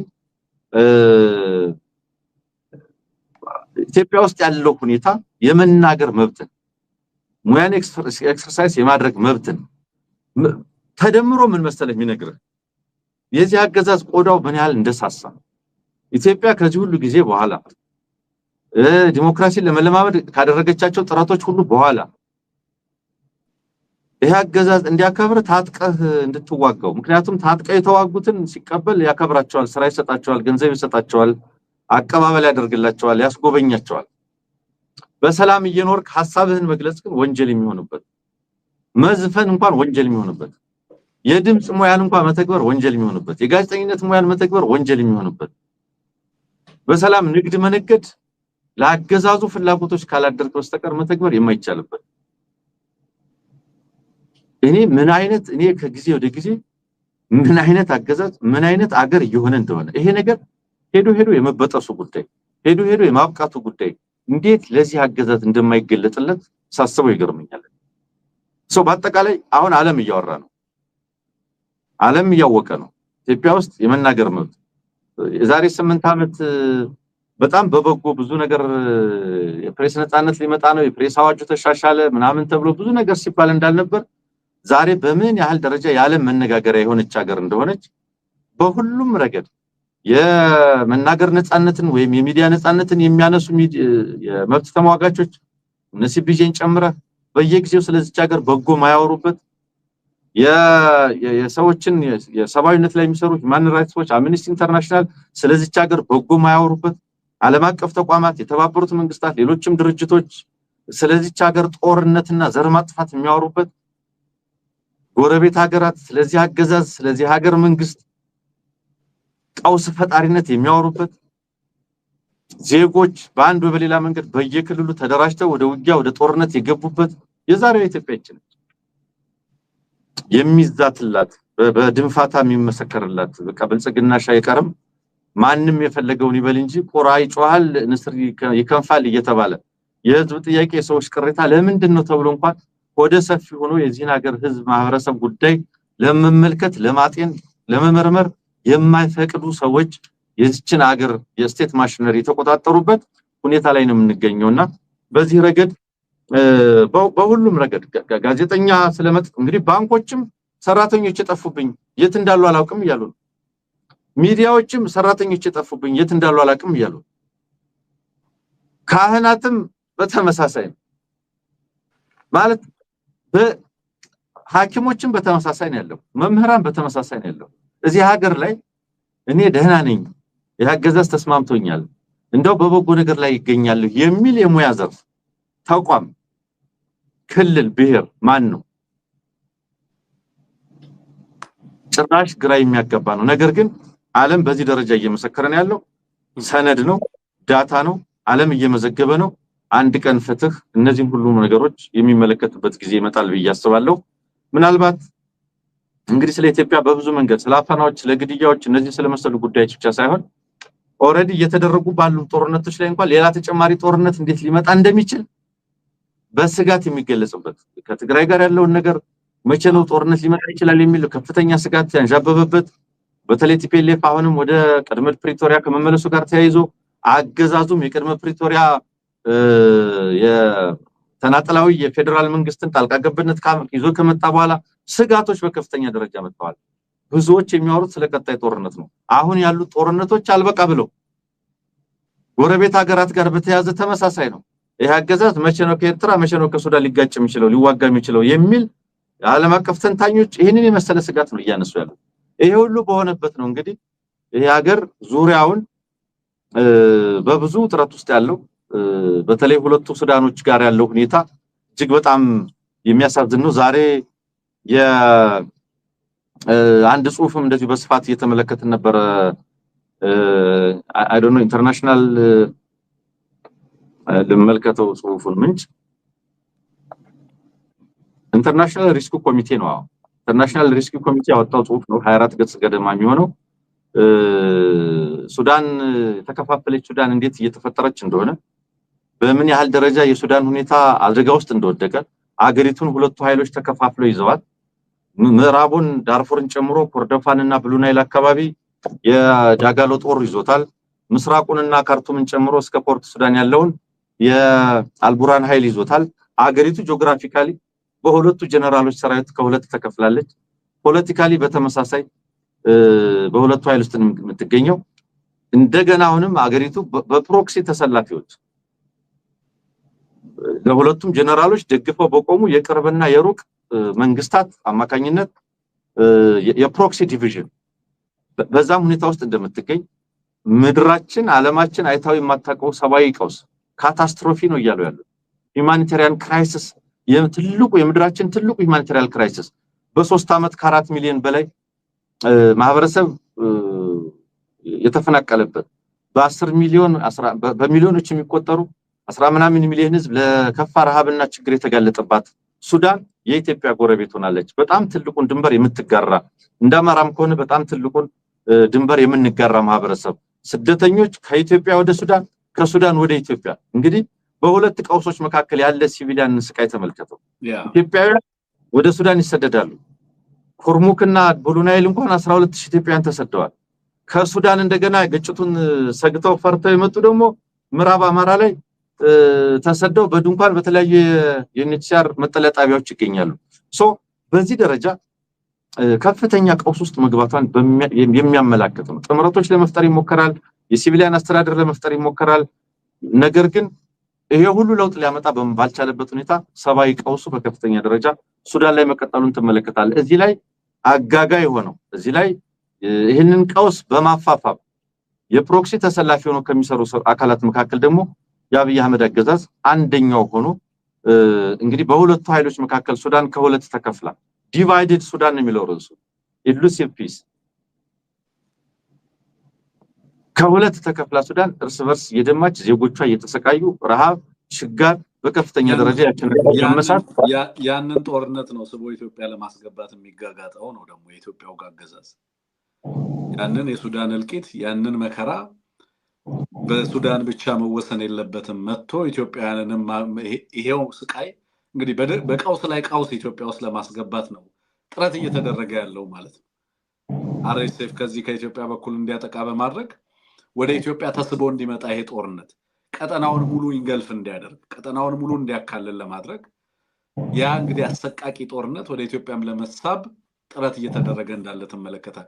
የትኛው ጤነኛ ኃይል ነው በዚህ ሰዓት በሀገር ውስጥ ይሄንን ሁሉ ጦርነትና ቀውስ ውስጥ የገባ አገዛዝ በተመሳሳይ ጎረቤት ላይ ያሉ ቀውሶችን ወደ ሀገር ውስጥ ስቦ ለማምጣት ጥረት የሚያደርገው? እንደው በምን ጭንቅላታቸው አስበውት ነው ሁላ ትላለህ? እንኳን ነው አይደለም። እውነት ለመናገር ግራ ነው የሚገባው። እኛም መከታተል አለብን ስለሚያገባን የቅርብ ጉዳያችንም ስለሆነ እኛ እኮ ስለ ምዕራብ አፍሪካ እናወራም፣ ግን አፍንጫችን ስር ያለ ፖለቲካዊ ወታደራዊ ለውጥ እንቅስቃሴ ዴቨሎፕመንት ስለሚመለከተን በንቃት መከታተል አለብን። ለምሳሌ ትንታኔዎችን ተመልከት። እንግዲህ ትናንት ወዲያ ዘ ኢኮኖሚስት አርኤስኤፍ በምን ያህል ደረጃ የቀጠናው ኃይል ሆኖ እየወጣ እንደሆነ ወታደራዊና ኢኮኖሚያዊ አቅሙ እንዴት ጎልብቶ እንደወጣ ከተለያዩ የውጭ አካላት ጋር ምን አይነት መስተጋብሮች እንደፈጠረ እንደዚሁም የሽግግር መንግስት አቋቁሞ ታሲስ የሚባል ይመስለኛል በምን ያህል ደረጃ እየሰራ እንደሆነ ጎረቤት ሀገራት ኢትዮጵያም ኡጋንዳ ኬንያ በምን ያህል ደረጃ አኮሞዴት እያደረጉት እንደሆነ በሚያሳይ መንገድ እንዴት ቀጠናዊ ኃይል ሪጂናል ፓወር እየሆነ እንደሆነ የሚያሳይ ትንታኔ ወጣ። ቅድም ስትጠቅሰው እንደነበረ ደግሞ በወዲ በኩል ደግሞ ስትመጣ አፍሪካ ኢንተለጀንስ ላይ አርኤስኤፍን ከውስጥ የማፍረስ በተለይ በቅርቡ አንድ ብርጋዴር ጀነራል የአርኤስኤፍ ከፍተኛ አመራር ወደ አልቡራን መግባቱን ከአልቡራን ጋር መገናኘቱን እናስታውሳለን። ትልቅ ወታደራዊ አዛዥ ነው ወደ ሱዳን ብሔራዊ ጦር የገባውና ከሱ ጋር ተያይዞ የአልቡራን መንግስት አርኤስኤፍን ከውስጥ እያፈረሰው ነው ከውስጥ እያጠፋው ነው የሚል ጽሁፍ ነው አፍሪካ ኢንተለጀንስ ሌላው ትናንትናም የሰራንበት ጉዳይ አለ። በተለይ ኮንግረሱ እዚህም ሀገር በጣም ላቢስቶች በጣም ከፍተኛ ጫና እያደረጉ ነው አርኤስኤፍ በዚህ እንዲፈረጅ ለማድረግ መጠነ ሰፊ እንቅስቃሴ ነው ያለው። አንሙት ሞስት ፕሮባብሊ መፈረጅ እድሉ በጣም ከፍተኛ በእኔ እምነት አርኤስኤፍ ዋንት ስኬፕ ዛት የኢትዮጵያ ባለስልጣናትም ተነግሯቸዋል አርኤስኤፍ ላይ ማዕቀቡ ሊመጣ እንደሚችል ሰው ራሳቸውን ሰምሃው ዲሶሺየት ለማድረግ ጥረት የሚያደርጉ ይመስለኛል በቅርብ ጊዜ። በነገራችን ላይ ሳልቫኪርም በአንድም በሌላም መንገድ በሱዳን ጦርነት ውስጥም እጁ ያለበት መሆኑን በዚሁ ምክንያት ሳውዝ ሱዳን ደቡብ ሱዳንም ጭምር ደቡብ ሱዳን ውስጥ የምትሰማው ጦርነት በአንድም በሌላም መንገድ ከዋናዋ ሱዳን ጋር የተገናኘ ጦርነትም ሆኖ ታገኘዋለህ። ደቡብ ሱዳን ላይ አሁን ለምሳሌ በዚህ በነጩ አርሚና የዋይት አርሚ የምንለው በኑዌሮች መካከል እና በዲንካዎች መካከል ያለውን ጦርነት ስትመለከት በአንድም በሌላም መንገድ ከሱዳን ጦርነት ጋር የተገናኘ እንደሆነ ትመለከታለህ። አብይ አህመድ እና የሳልቫኪር መንግስት በሱዳን ጦርነት ውስጥ ጦር መሳሪያ በማቀበል ረገድ የራሳቸው ሚና የነበራቸው መሆናቸውንም ታውቃለህ። የኬንያን መንግስት ጨምሮ በርካቶቹ በሱዳን ጦርነት ውስጥ እጃቸው የነበረ መሆኑ አሳዛኝ ነው። በቀጠና ውስጥ ያሉ መንግስታት እንግዲህ ያነቡት ኃላፊነትም አይሰማቸው። አሁን በአፍሪካ ውስጥ ምን አይነት መንግስታት እንደነበሩ ታውቃለህ። አንሙት በርካታ ህጎችን እያጸደቁ አፍሪካ የፖሊሲ ነፃነት እንዲኖራት ለማድረግ አፍሪካ በዓለም አቀፍ ደረጃ ተጽዕኖ ፈጣሪ እንድትሆን ለማድረግ በጸጥታው ምክር ቤት ውስጥ የራሷ ቋሚ መቀመጫ እንዲኖራት ለማድረግ የሚሰሩ ትልልቅ አጀንዳዎች ቀርተው አሁን የትንንሽ የአረብ ሀገራት የኤሚራቶችና የሱልጣኔቶች ተላላኪ ሆነው እና ኢትዮጵያን የሚያካክሉ ትልልቅ ሀገራት ለቀጠናው የሚበቃ ሰላም የሚያካፍሉ የነበሩ ሀገራት ለጎረቤት ሀገራት ጥብቅና የሚቆሙ በአፍሪካ ውስጥ ሰላም አስከባሪ ሆነው የሄዱ የነበሩ በኮሪያ ሰላም አስከባሪ ሆነው ይዘምቱ የነበሩ በሊግ ኦፍ ኔሽን እና በሌሎች በዩናይትድ ኔሽን ውስጥ ተጽዕኖ ፈጣሪ ፖሊሲዎች እንዲወጡ ዓለም አቀፍ ፍሬምወርኮች እንዲዘጋጁ ታደርግ የነበረች ሀገር የኒውክሌር ነን ፕሮሊፈሬሽን ላይ ጭምር የራሷ ተጽዕኖ የነበራት ሀገር ናት ኢትዮጵያ ማለት አንሙት። በጣም በርካታ ዓለም አቀፋዊ ህጎች ላይ ተጽዕኖ የነበራት ሀገር ናት። ዛሬ የሱልጣኔቶች ተላላኪ ሆና የአርኤስኤፍን ታጣቂ የምታሰለጥን ሀገር ሆናለች። ወርቅ እየሰረቁ ከሚሸጡ ጀነራሎች ጋር ሽርክና ፈጥራ የሰብአዊ ቀውስ የዓለም አቀፉን ማህበረሰብ እጅግ በሚያስደነግጥ መንገድ አንተ ቅድም ስትል እንደነበረው ከተሞችን እያየናቸው ወደ ጥላሸት አሁን ካርቱም እያየነው ነው የከሰለው ወደ ከሰልነት ነው ሊትራሊ ያንን የሚያህል ከተማ ከሰል ነው የሆነው ወደ አመድነት ነው የተቀየረው። በርካታ የሱዳን ከተሞች ወደ ምንነት እንደተቀየሩ ተመልክተናል።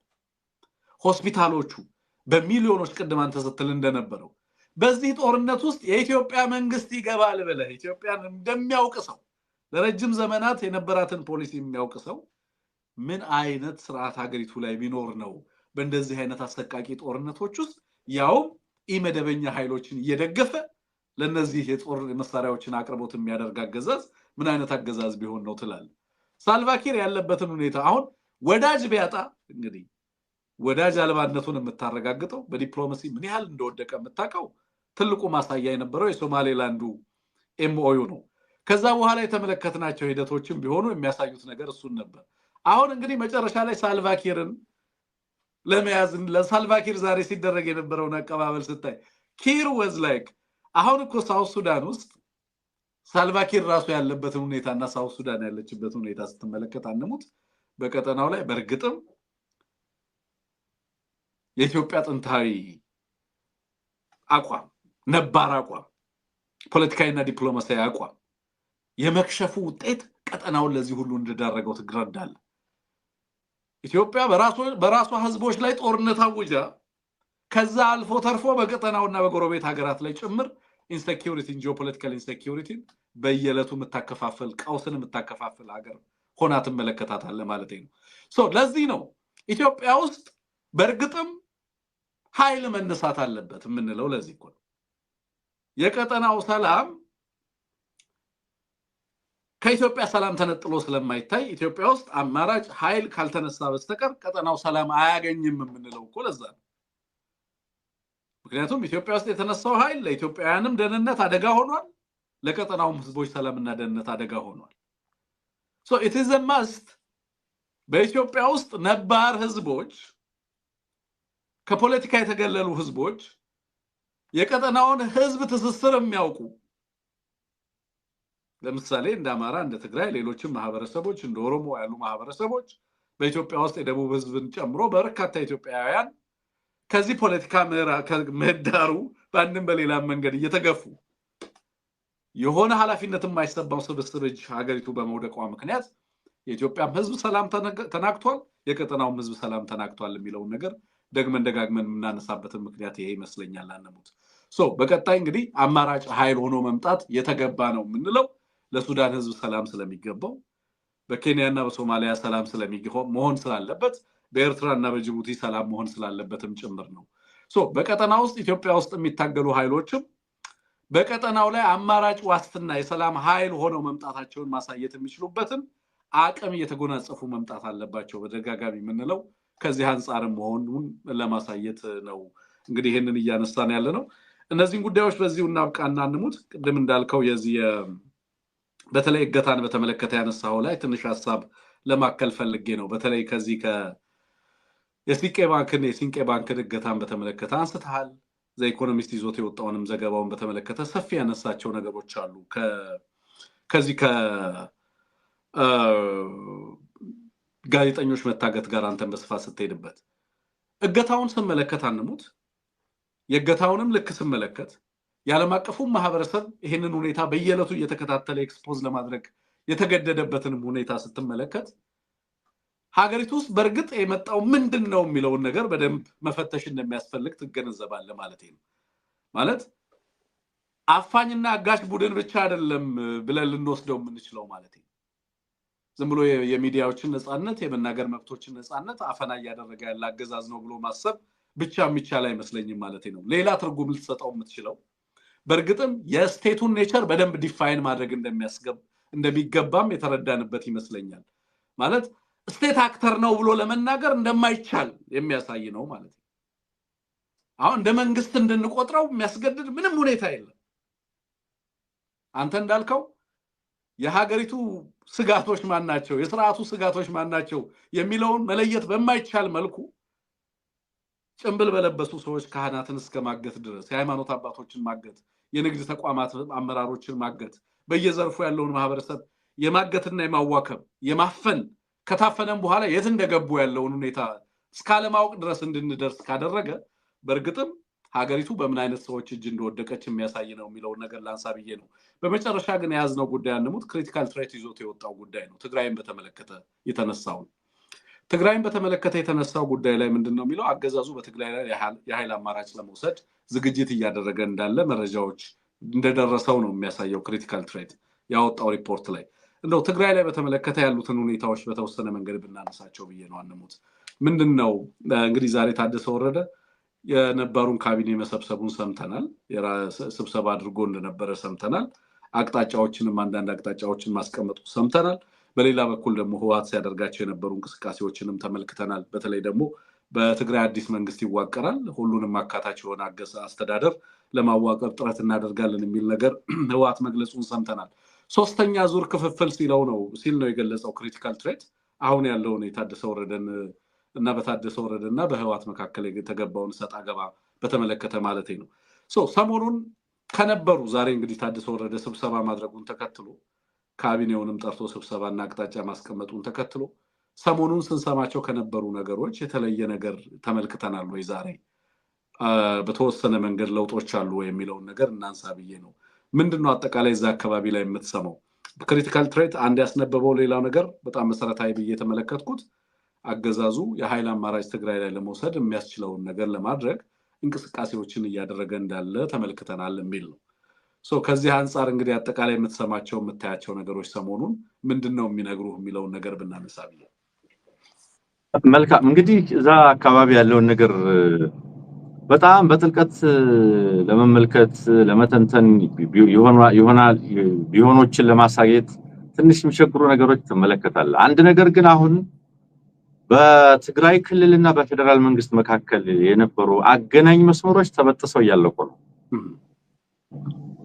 ፌደራል መንግስቱና የትግራይን ክልል ያገናኝ የነበረው አንድም የፕሪቶሪያ አግሪመንት ነው፣ ሁለትም የጊዜያዊ አስተዳደሩ ነው። አሁን የፕሪቶሪያ አግሪመንት የሚባለው የለም። ኢንፋክት ቆይቷል በእኛ መረዳት። ስለዚህ በሱ ምክንያት ለመገናኘት ለማውራት የሚያስችል ነገር የለም። ከበጀት ድጎማ አቅርቦት ጋር ከሸቀጦችና ሌላ ምርት አቅርቦት ጋር በተያያዘ ብዙ ችግሮች እንዳሉ ኢንፋክት በትግራይ በኩል ሳይለንት ጄኖሳይድ የተፈጸመብኝ ነው የሚለው ነገር መካሰሱ በግልጽ የሰነበትንበት ጉዳይ ነው። አሁን የቀረው ሌላ አገናኝ ብሪጅ ወይም ድልድይ የነበረው ጊዜያዊ አስተዳደሩ ነው፣ ታደሰ ወረደ የሚመራው ነው። ልክ አብይ አህመድ በተናጠል የዛን ጊዜያዊ አስተዳደር ስልጣን የታደሰ ወረደ ለማስቀጠል ሲወስን ይሄ ከፕሪቶሪያ ስምምነት ውጭ ነው፣ በተናጠል ብቻ የምትወስነውና የምታራዝመው የምታስቀረው ውሳኔ የለም፣ አስተዳደር የለም። ስለዚህ እኛ የሌለንበት ጉዳይ ላይ ተሳታፊ ወይም ይህን አይነት ውሳኔ አንቀበልም ብሎ ቲፒኤልኤፍ ማዕከላዊ ኮሚቴ ወስኗል።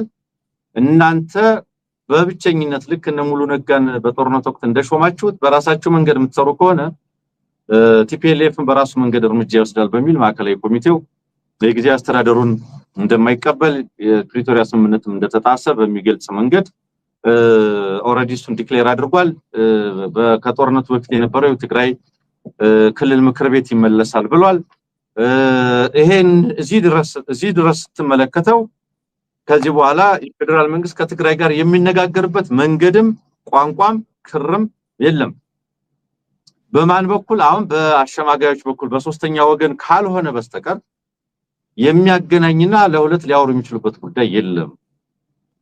አደጋውን ይሄ ያገዛዘን አደጋ ቲፒኤልኤፍ በትክክል ተገንዝቦታል። የውስጥ ቀውሱ እንዳለ ሆኖ ምን አይነት አደጋ እንደደቀነ ግን በግልጽ ስም ጠርቶ ዘር ማጥፋት የተፈጸመብኝ ነው በሚል አስቀምጦታል። ይህ በእንዲህ እንዳለ አሁን በየወረዳው አዳዲስ ዴቨሎፕመንቶች እየሰማን ያለ ነው። የትግራይ ወረዳዎች ላይ የጊዜያዊ አስተዳደሩ ቀርቶ የቀደመው የትግራይ ካውንስል እንዲቋቋም በቲፒኤልኤፍ ማዕከላዊ ኮሚቴ የተወሰነውን ውሳኔ እንቀበላለን የሚል ወረዳዎች ኢንዶርስ እያደረጉ ነው ያሉት። የተሰበሰቡ የህዝብ ውይይት የቲፒኤልኤፍን ማህበራዊ ሚዲያ ገጽ ብትመለከት በጣም ቢዚ ነው። በየወረዳው የማዕከላዊ ኮሚቴውን ውሳኔ ተቀብለናል አጽድቀናል የሚል ነገር ነው ያለው። ታደሰ ወረደ ወይም ጊዜያዊ አስተዳደሩ አየር ላይ እንዳለ የሚያሳይ ነው። ማንንም አያገባውም ብሏል። ካቢኔው ይቀጥላል፣ ስራችንን እንቀጥላለን፣ ማንንም አያገባውም ብሏል። ነገር ግን ቲፒኤልኤፍ ያሳለፈውን ውሳኔ ደግሞ ወረዳዎች እናጸድቃለን ተቀብለናል በሚል መረጃዎች ሲሰራጩ ነው ያሉት በዛሬው ቀን። ይሄ ተከትሎ ምን ሊመጣ ይችላል? ቀጥሎ የሚኖረው ግንኙነት ቀዝቃዝ ያለው ቀዝቃዛው ጦርነትን በለው ወደ ለየለት የብረት ጦርነት ከዚህ በፊትም ተጀምሮ ነበር፣ አሁንም ቋፍ ላይ ነው ያለው። ያለ ጥርጥር ሊፈታ የሚችልበት ብቸኛው መንገድ አሁንም ኃይል እንደሆነ ሊያሳይ የሚችል ነውና አይቀሬ ነው። የኃይል አማራጭ አይቀሬ ነው፣ ስሌት ውስጥ ያለ ነው። ምናልባት አንዳንድ ውስጣዊ ሎጂስቲክ እና መሰል ጉዳዮች ይዘውት ካልሆነ በስተቀር አገዛዙም ኃይል አንቀሳቅሶ ዛ ድንበር እንዳለ እናውቃለን። በቲፒኤልኤፍ በኩልም ሌላ ዙር መከተ ዝግጅት እንዳለ ይገባናል። ስለዚህ ያለው ሁኔታ ይሄ ነው። ይሄ ከዚህ ቀጥሎ ወዴት ሊሄድ ይችላል? ቀጠናዊ አንድምታው ምንድነው? ለአማራ ትግልና ለአማራ ህዝብ አጠቃላይ ሁኔታስ ይሄ ምን ማለት ነው? አገዛዙ እንዲህ ያለ ሀገር ይዞ በምን አይነት ሁኔታ ነው የሚቀጥለው የሚለው በሚቀጥሉት ጊዜያት ውስጥ የምንከታተለው ጊዜ ነው የሚሆነው። ገና ያለኝ ሐሳብ ወንድ ማለት ያ ማን ምን ካርድ አለው የሚለውንም አይ ቲንክ ከዚህ ጋር ያይዞ ማየት ይቻላል። ለምሳሌ ታደሰ ምን ካርድ አለው እጁ ላይ? ለምን እንዳልከው ለምሳሌ ወረዳዎችና ዞኖች የዞን አመራሮች ነባሩን ካቢኔ ማንቀሳቀስ ቲፒኤልኤፍ የነበረውን ሬፑቴሽን የፖለቲካ በትግራይ ውስጥ ያለውን የፖለቲካ ኔትወርክ በመጠቀም ሊያሳድር የሚችለው ተጽዕኖ አንድ መጠነኛ ካርድ ተደርጎ ሊወሰድ ይችላል። በሌላ በኩል ታደሰ ያለው ካርድ ምንድነው? ትግራይ ላይ ሆኖ ኦፕሬት ሊያደርግ የሚችልባቸው ድሎች ምንድናቸው? ተቀደም እንዳልከው በዋናነት አንዱ ትልቁ ቱል የፌደራል መንግስቱ ከፌደራል መንግስቱ የሚመጡ በጀተሪ እና ሌሎች ነገሮችን እንደ ካርድ ሊጠቀም የሚችልበት ሁኔታ ይኖራል ሶ በሁለቱ መካከል በተወሰነ መልኩ ኮምፕሮማይዝ ሊያስደርግ የሚችል ነገር ይኖራል ወይ ብለህ ታስባለህ የሚለው ላነሳ ነበር አንደኛውን በተወሰነ መንገድ ምናልባት ከዚህ በፊት እንግዲህ ታደሰ የቀጠለበትን አይነት ሁኔታ ተመልክተሃል በአንድም በሌላ መልኩ ከፌደራል ጋር ያለውን ግንኙነት ሙሉ ለሙሉ ሳይለቅ ግን ደግሞ የህዋትንም አቋምና ፖለቲካዊ እንትን እያንጸባረቀ በአንድም በሌላ መንገድ ለመቀጠል ሙከራ አድርጓል አይ ቲንክ ጊዜ እስኪገዛ ድረስ እና ፓወር ኮንሶሊዴት እስኪያደርግ ድረስ ያችን አይነት ስልት ለመከተል የሞከረ ይመስላል ግን የመጀመሪያው ተርም ላይ አልተሳካለትም ሁለተኛው ተርም ላይ ተመሳሳይ አይነት ሞዴል ለመጠቀም እየሞከረ እንዳለ ነው የምንመለከተው ህዋት ሙሉ ለሙሉ ግለሰቡን ለማንሳት የሚያስችል ውሳኔ ላይ ደረሰ መስሎ አይሰማኝም የስ ውሳኔዎች ተላልፈዋል ግን ያን ለመተግበር የተካሄደበት ርቀት ብዙ ርቀት የተካሄደበት አይመስልም ጫናዎች ያሉ ይመስለኛል በተለይ ደግሞ የዲፕሎማቲክ ጫናው ቀላል እንዳልሆነ እረዳለሁ በዚህ ሁኔታ ውስጥ በተወሰነ መንገድ ግለሰቡን ይዞ በተወሰነ መንገድ እስከ ተወሰነ ጊዜ ለመዝለቅ የተፈለገ ይመስላል ዛሬና ትናንትና ያሉ ዴቨሎፕመንቶችን ስመለከት ግለሰቡ ለምሳሌ ስብሰባ ጠርቶ ካቢኔውን ለማናገር አንዳንድ አቅጣጫዎችን ለማስቀመጥ የተፈቀደለት ይመስላል ማለት ነው እነዚህ ሁኔታዎች እስከመቼ ነው በእንደዚህ አይነት ሁኔታ የሚቀጥለው ምን ሊመጣ ይችላል የሚለውን ነገር ግን በደንብ የምንረዳው ነው ብዬ ነው ማሰው አገዛዙ ያለበት ሁኔታኛ ሀገሪቱ ውስጥ ሀገራዊ ሁኔታው ነው የሚወስነው በነገራችን ላይ በእያንዳንዱ አካባቢ ላይ ያለውን ፖለቲካ ውሳኔዎች የሚወስነው አገዛዙ የሚኖርባቸው ቁመናዎች ናቸው በየጊዜው አገዛዙ እየገባበት ያለው አዘቅት በየአካባቢው ላይ ያለው አስተዳደሮች በአንድም በሌላ መንገድ ነፃነታቸውን እንዲያውጁ እያደረገ ነው ያለው አገዛዙ ኢፌክቲቭሊ የሚቆጣጠራቸው ክልሎች መጠን እየቀነሰ ነው የመጣው እንደምትመለከተው በሀገሪቱ ውስጥ ያሉ የታጠቁ ኃይሎች ቁጥርና መጠን እንደዚሁ በስፋት እየጨመረ ነው የመጣው በከተማው ላይ ያለው በከተሞችና በአንዳንድ አገዛዙ ይቆጣጠራቸዋል በሚባሉ አካባቢዎችም ላይ ያለውን የጸጥታ ሁኔታ ስትመለከት ለምሳሌ አፈናውን እገታውን ስትመለከት ኢንሴኪዩሪቲውን ስትመለከት በቅርብ ጊዜ አሜሪካ መንግስት ያወጣውን ትራቭል አድቫይዘሪ በእርግጥም አዲስ አበባን ለምን አካተተም የሚል ጥያቄ እንድትጠይቅ ያስገድዳል በምንም አይነት መንገድ ትራቭል አታደርጉ ተብለው የተቀመጡ አካባቢዎች ነበሩ አይደለም አድቫይዘሪው ላይ አሁን አዲስ አበባ ውስጥ የታዋቂ አርቲስቶች ስቱዲዮዎች ጭምር በትልልቅ ቦታ ሴኩርድ በሆኑ ቦታዎች ላይ የነበሩ ተቋማት ጭምር እየተሰበሩ የትልልቅ ባንኮች አመራሮች እየታገቱ ያለውን ሁኔታ ስትመለከት አንሙት ማን ከማን ጋር ሊነጋገር ይችላል አሁን ባለው ሁኔታ ማን ነው ስቴት አክተር ማን ነው ነን ስቴት አክተር የሚለውን ለመወሰን ራሱ አዳጋች እየሆነ የመጣ ይመስላል የሚለው ነገር እነዚህ ፖለቲካዊ ሁኔታዎች አገዛዙና ያገዛዙ ቁመና በነገራችን ላይ የሚኖሩ ፖለቲካዊ ውሳኔዎችን በየአካባቢው ላይ ያሉ ፖለቲካዊ ውሳኔዎችን የሚወስኑ ጉዳዮች እንደሆኑ ተመለከታለ ማለት ነው በዛ ያንን እየተመለከተ የሚንቀሳቀስ ይመስለኛል ትግራይ ላይ ያለውን ፖለቲካ በአንድም በሌላ መንገድ ማዕከል ላይ ያለውን ፖለቲካ በደንብ በማንበብ ለመንቀሳቀስ እየተሞከረ ያለ ይመስላል ኤኒዌይ ግዛቶች እየገፉ በሄዱ ቁጥር ክረምቱ እየገፋ በሄደ ቁጥር ደግሞ አስተላለፎች እና ኃይል አስተላለፎች በሀገሪቱ ውስጥ የሚኖሩ እንቅስቃሴዎች ምን አይነት ቅርጽ ሊይዙ እንደሚችሉ ተገማች እየሆነ የመጣ ይመስላል አንሞት ዌል ሲ እንግዲህ ምን እንደሚሆን እንመለከታለን ለነበረን ቆይታ ከልብ ነው ማመሰግነው አንሙት ከአንድ ሰዓት ተኩል በላይ መዝለቅ አልቻልንም ዛሬ ፕሮግራሞቻችንን በዚሁ መቋጨት እንፈልጋለን በሀገር ቤት ሆናችሁ ይሄንን ፕሮግራም በቀጥታ እየተከታተላችሁ በተለይ በሳተላይት የምትከታተሉ ከሀገር ቤትም ውጪ በተለያየ ቦታ ላይ የት ሆናችሁ እየተከታተላችሁ እንደሆነ ብትጽፉልን ደስ ይለናል ፎቶግራፍ ስክሪኑን አንስታችሁ በሳተላይት ከምትከታተሉበት ሀገር ብትልኩልን ደስ ይለናል ሌላው እንግዲህ የኤቢሲን እና የአማራ ሰዓትን የሳተላይት አድራሻዎች ወይንም የሳተላይት ቁጥሮች ማስገባት ያለባችሁን ፍሪኩዌንሲዎች ሌሎችን መረጃዎችን ቴክኒሻናችን አሁንም ስክሪን ላይ ያመጣላችኋል እዛ ላይ ተመልክታችሁ የዲሽ ባለሙያዎች ካሉ የዲሽ ባለሙያዎች ራሳችሁም ኤክስፐርት ከሆናችሁ በዛው እያስገባችሁ ፕሮግራሙን በቀጥታ መከታተል እንድትችሉ ለመጠየቅ ነው በሌሎች በርካታ ጉዳዮች ላይ ምናልባት ረፈድ አድርገን ከመጣን በቀጥታ የምንገባ ነው የሚሆነው ለነበረን ቆይታ ግን ከወዲሁ ከልብ አመሰግናለሁ ጊዜያችሁ ምሽታችሁ ያማረ ይሁን ጤና ይስጥልን